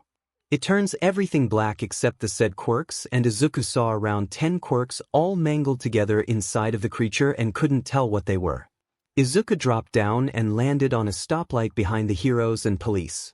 An officer turned around and saw him and was about to ask who the hell he was, since Izuku wasn't really known even in the underground hero's eyes, but before he could, Izuku gathered all the shadows in the areas and created a vortex of WHPS to surround the creature, locking it into position. Even though it was locked down, it kept struggling and trying to break free of his grasp. Everyone was shocked that the creature had just gotten stopped and looked at where the officer was talking to and saw Izuku in his outfit with his fox mask on. Izuku pulled out his normal hero license and showed it to the police officer, whose eyes widened. Most of Izuku's information was hidden since he was registered as an underground hero currently, so it only showed his hero name and authorization to act. Thank you, Pro Hero Hunter. We were having trouble stopping it until you arrived. The officer called out, letting everyone know he was indeed a pro hero, though they wondered why he was so short. Izuku took his license back and moved towards the creature and examined it. It really does have multiple quirks that are butchered together. I don't even know if I could pull those quirks out of it. Someone did this without all for one, which means someone has figured out how to create weapons with multiple quirks. That is very bad.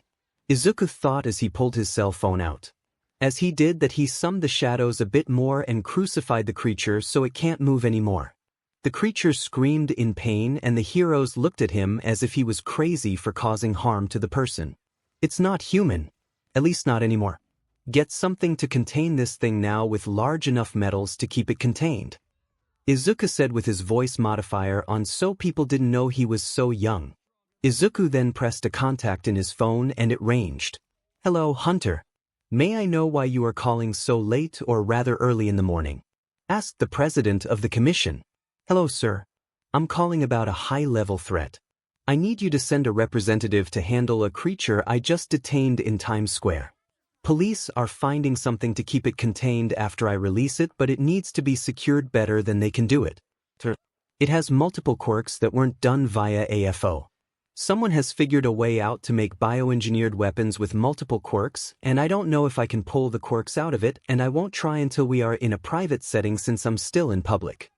Izuku stated on the phone as he moved away from everyone else while still maintaining the shadows to keep it contained.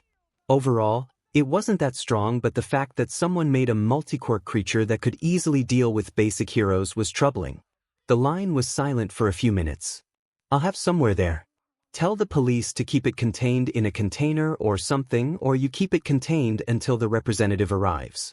Don't let the creature out of your sight. You were right to call me right away about this since that is a huge issue. We need to figure out where this creature came from. I'll bring your father in the loop on this since he might know something from being as old as he is. The representative should be there in about 5 minutes since he is already close. He has read in already about you and your father. Stated the president of the commission as he hanged the phone up. Izuku then went back to the officers who had brought a normal police van. Izuku shook his head. No, that won't hold this. We need something better, but regardless, a representative from the Hero Commission will be arriving in about 5 minutes. This creature will be sent to a special location to imprison it. Izuku said, and they questioned how they knew this, and Izuku said he called the Hero Commission president directly and they looked at him if he was joking. Izuku just chuckled at their expression and soon the representative arrived after about 8 minutes. The representative saw the creature and paled a bit. He had made a few calls and asked Izuku to keep it contained for a while longer. About 10 minutes later a new vehicle arrived and it was a heavier truck with a steel caged box in the back with a place to lock in a person with large cuffs that should keep the creature contained. Izuku moved his shadows and made them coil around the arms and legs of the creature and moved it into the seat, and he used other shadows to close the metal locking devices inside. He pulled the shadows back slightly but kept them close enough to grab if it somehow broke free. After the creature started to try and break free, it was deemed safe since it still wasn't breaking out of the hold. Izuku got into the car with the commission official and followed the transport from behind where they went to America's version of Tartarus prison. Their most secure prison in America, which was said to be harder to break out of than Japan's most secure prison.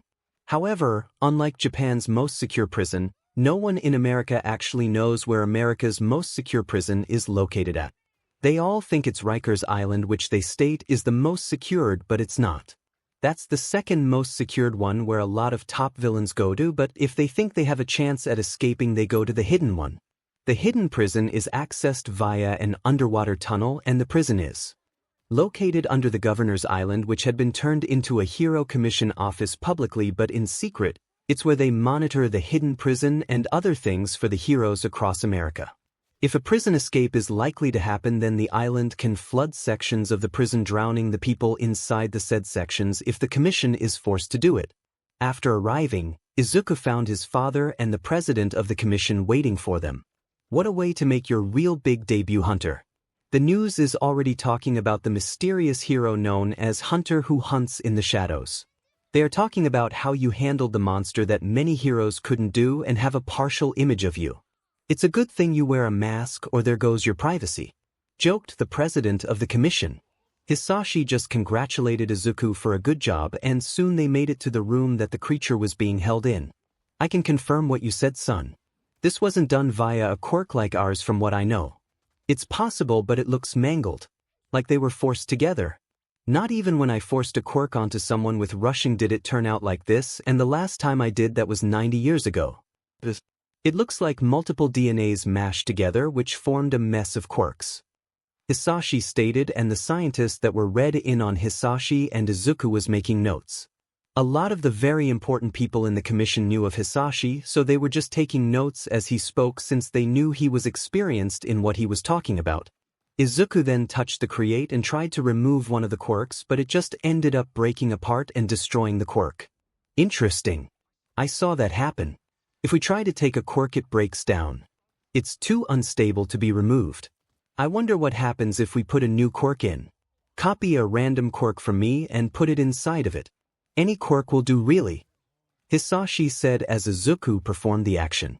They watched it happen and the quirk touched the others and bounced off but stayed inside. So it tried to be combined but it rejected each other. But the quirk is still inside. I wonder if it can use it. What did you give it? Hisashi asked, and Izuku said a quirk that made it have a longer tongue. The scientist forced the mouth open as the creature tried to break free, and they saw that it didn't have a larger tone from what was observed beforehand. Try to take it back. Hisashi asked, and Izuku did, but it broke apart. It seems quirks that are put into this creature become unstable since it broke apart. That's good to know. Hisashi said. Izuku didn't want to try to copy a quirk out of it. I don't think it's wise for me to attempt to copy a quirk from it. It might kill me if it destabilizes all for one. Izuku said, and Hisashi agreed as well, so that test was off limits. They decided to start taking BLD from it and see if they could find any DNA matches in the system for who this might have been, but that would take time due to how many people are in the country or even possibly the world, since they aren't sure it was made in the country since villains can travel between countries. Izuku then remembered that he had a quirk called knowledge. I'm going to try knowledge on it. It might give us some clues. Izuku said, and Hisashi nodded his head. Izuku performed the quirk and screamed in pain as he backed away. Hisashi quickly moved to him, as did some doctors. What the hell? Izuku cursed it out loud. They asked what was wrong, and Izuku looked at the creature. Going to tell you now. You're going to get multiple DNA hints. This is some experiment that is made of multiple humans. That's why the quirks are like that. Someone is conducting mass human experiments. I could only get so much information before the knowledge quirk went haywire due to the conflicting information from multiple sources. Izuku stated, and Hisashi nodded his head since it made sense. The president asked if he got any other clues, and Izuku thought it over. As it stands, I can tell you it wasn't made in the United States. Before I got cut off, it seemed like it was about to show a foreign name for the location where it was made. However, I couldn't see it fully before it cut off. I can say it was likely somewhere in Asia. We can likely limit it down once we get the DNA hits back. Izuku stated, and they all nodded their heads. They could only wait and let the scientists do their work. Izuku, though, was having a migraine from the knowledge quirk going haywire. Do you got a quirk to help with migraines? Izuku asked, and Hisashi nodded his head. Izuku copied the quirk, which was called Clear Head. This allows the user to negate any issues with their mind or issues revolving around their brain. Quirk list. Advanced all for 1 each quirk. This allows the user to copy, take, give, and combine quirks. Currently, there is no limit to the number of quirks that the user can hold. It takes about 1 minute to copy a quirk with physical contact. Other actions can be done within seconds. Hyper regeneration. This allows the user to use stamina to regeneration their body and wounds. Stamina booster. The user's stamina is recuperated at x2 their natural body rate. Familia telepath. This allows the user to send messages to people that he considers close to or who he considers family. Geolocation. This allows the user to acquire the general location within 100 feet of a person that they are thinking of. Crow. This allows the user to communicate and order crows to do his bidding. Izuku could also connect his mind to the crows and see through their eyes. Though if the crows don't like him, then they can break free of his control through sheer willpower, though it's unlikely of it working. Knowledge. The user absorbs the knowledge of things once they come in contact with it. If they touch an apple, they know where it was grown from and what type of apple it is. Shadow Mstr combined quirk, Pitch Black and Shadow Minion. This allows the user to materialize any shadows with varying strength and form it to meet their needs. The user could make items like WHPS or weapons, clones made of shadows, wings out of shadows, or anything else that their mind can imagine. The user can even travel via the shadows since he is one with the shadows. Pitch black. This allows the user to control shadows, and the darker the shadows under control, the stronger they are. Shadow minion. The user is able to control their personal shadow and make it materialize as a physical form. Shock absorption. This allows the user to take kinetic energy and absorb it into his body and use it to boost their own strength. Velocity.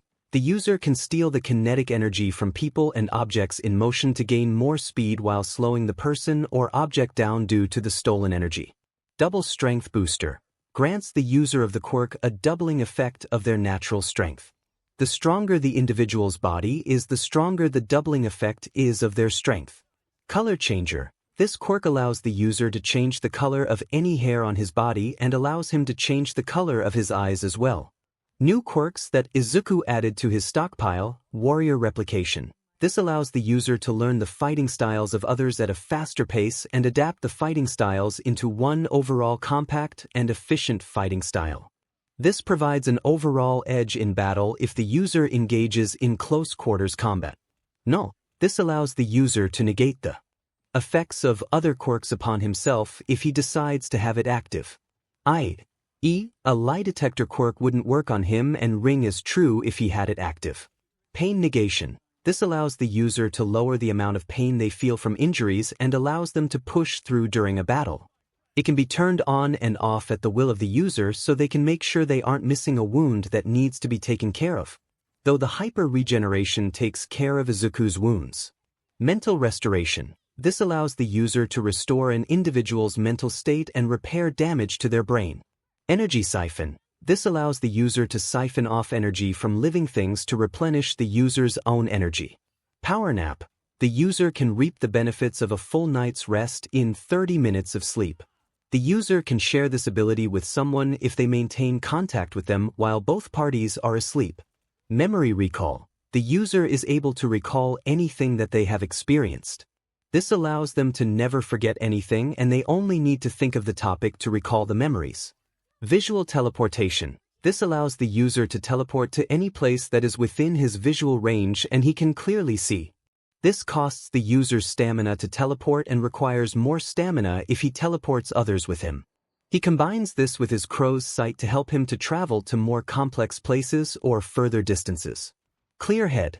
This allows the user to negate any issues with their mind or issues revolving around their brain.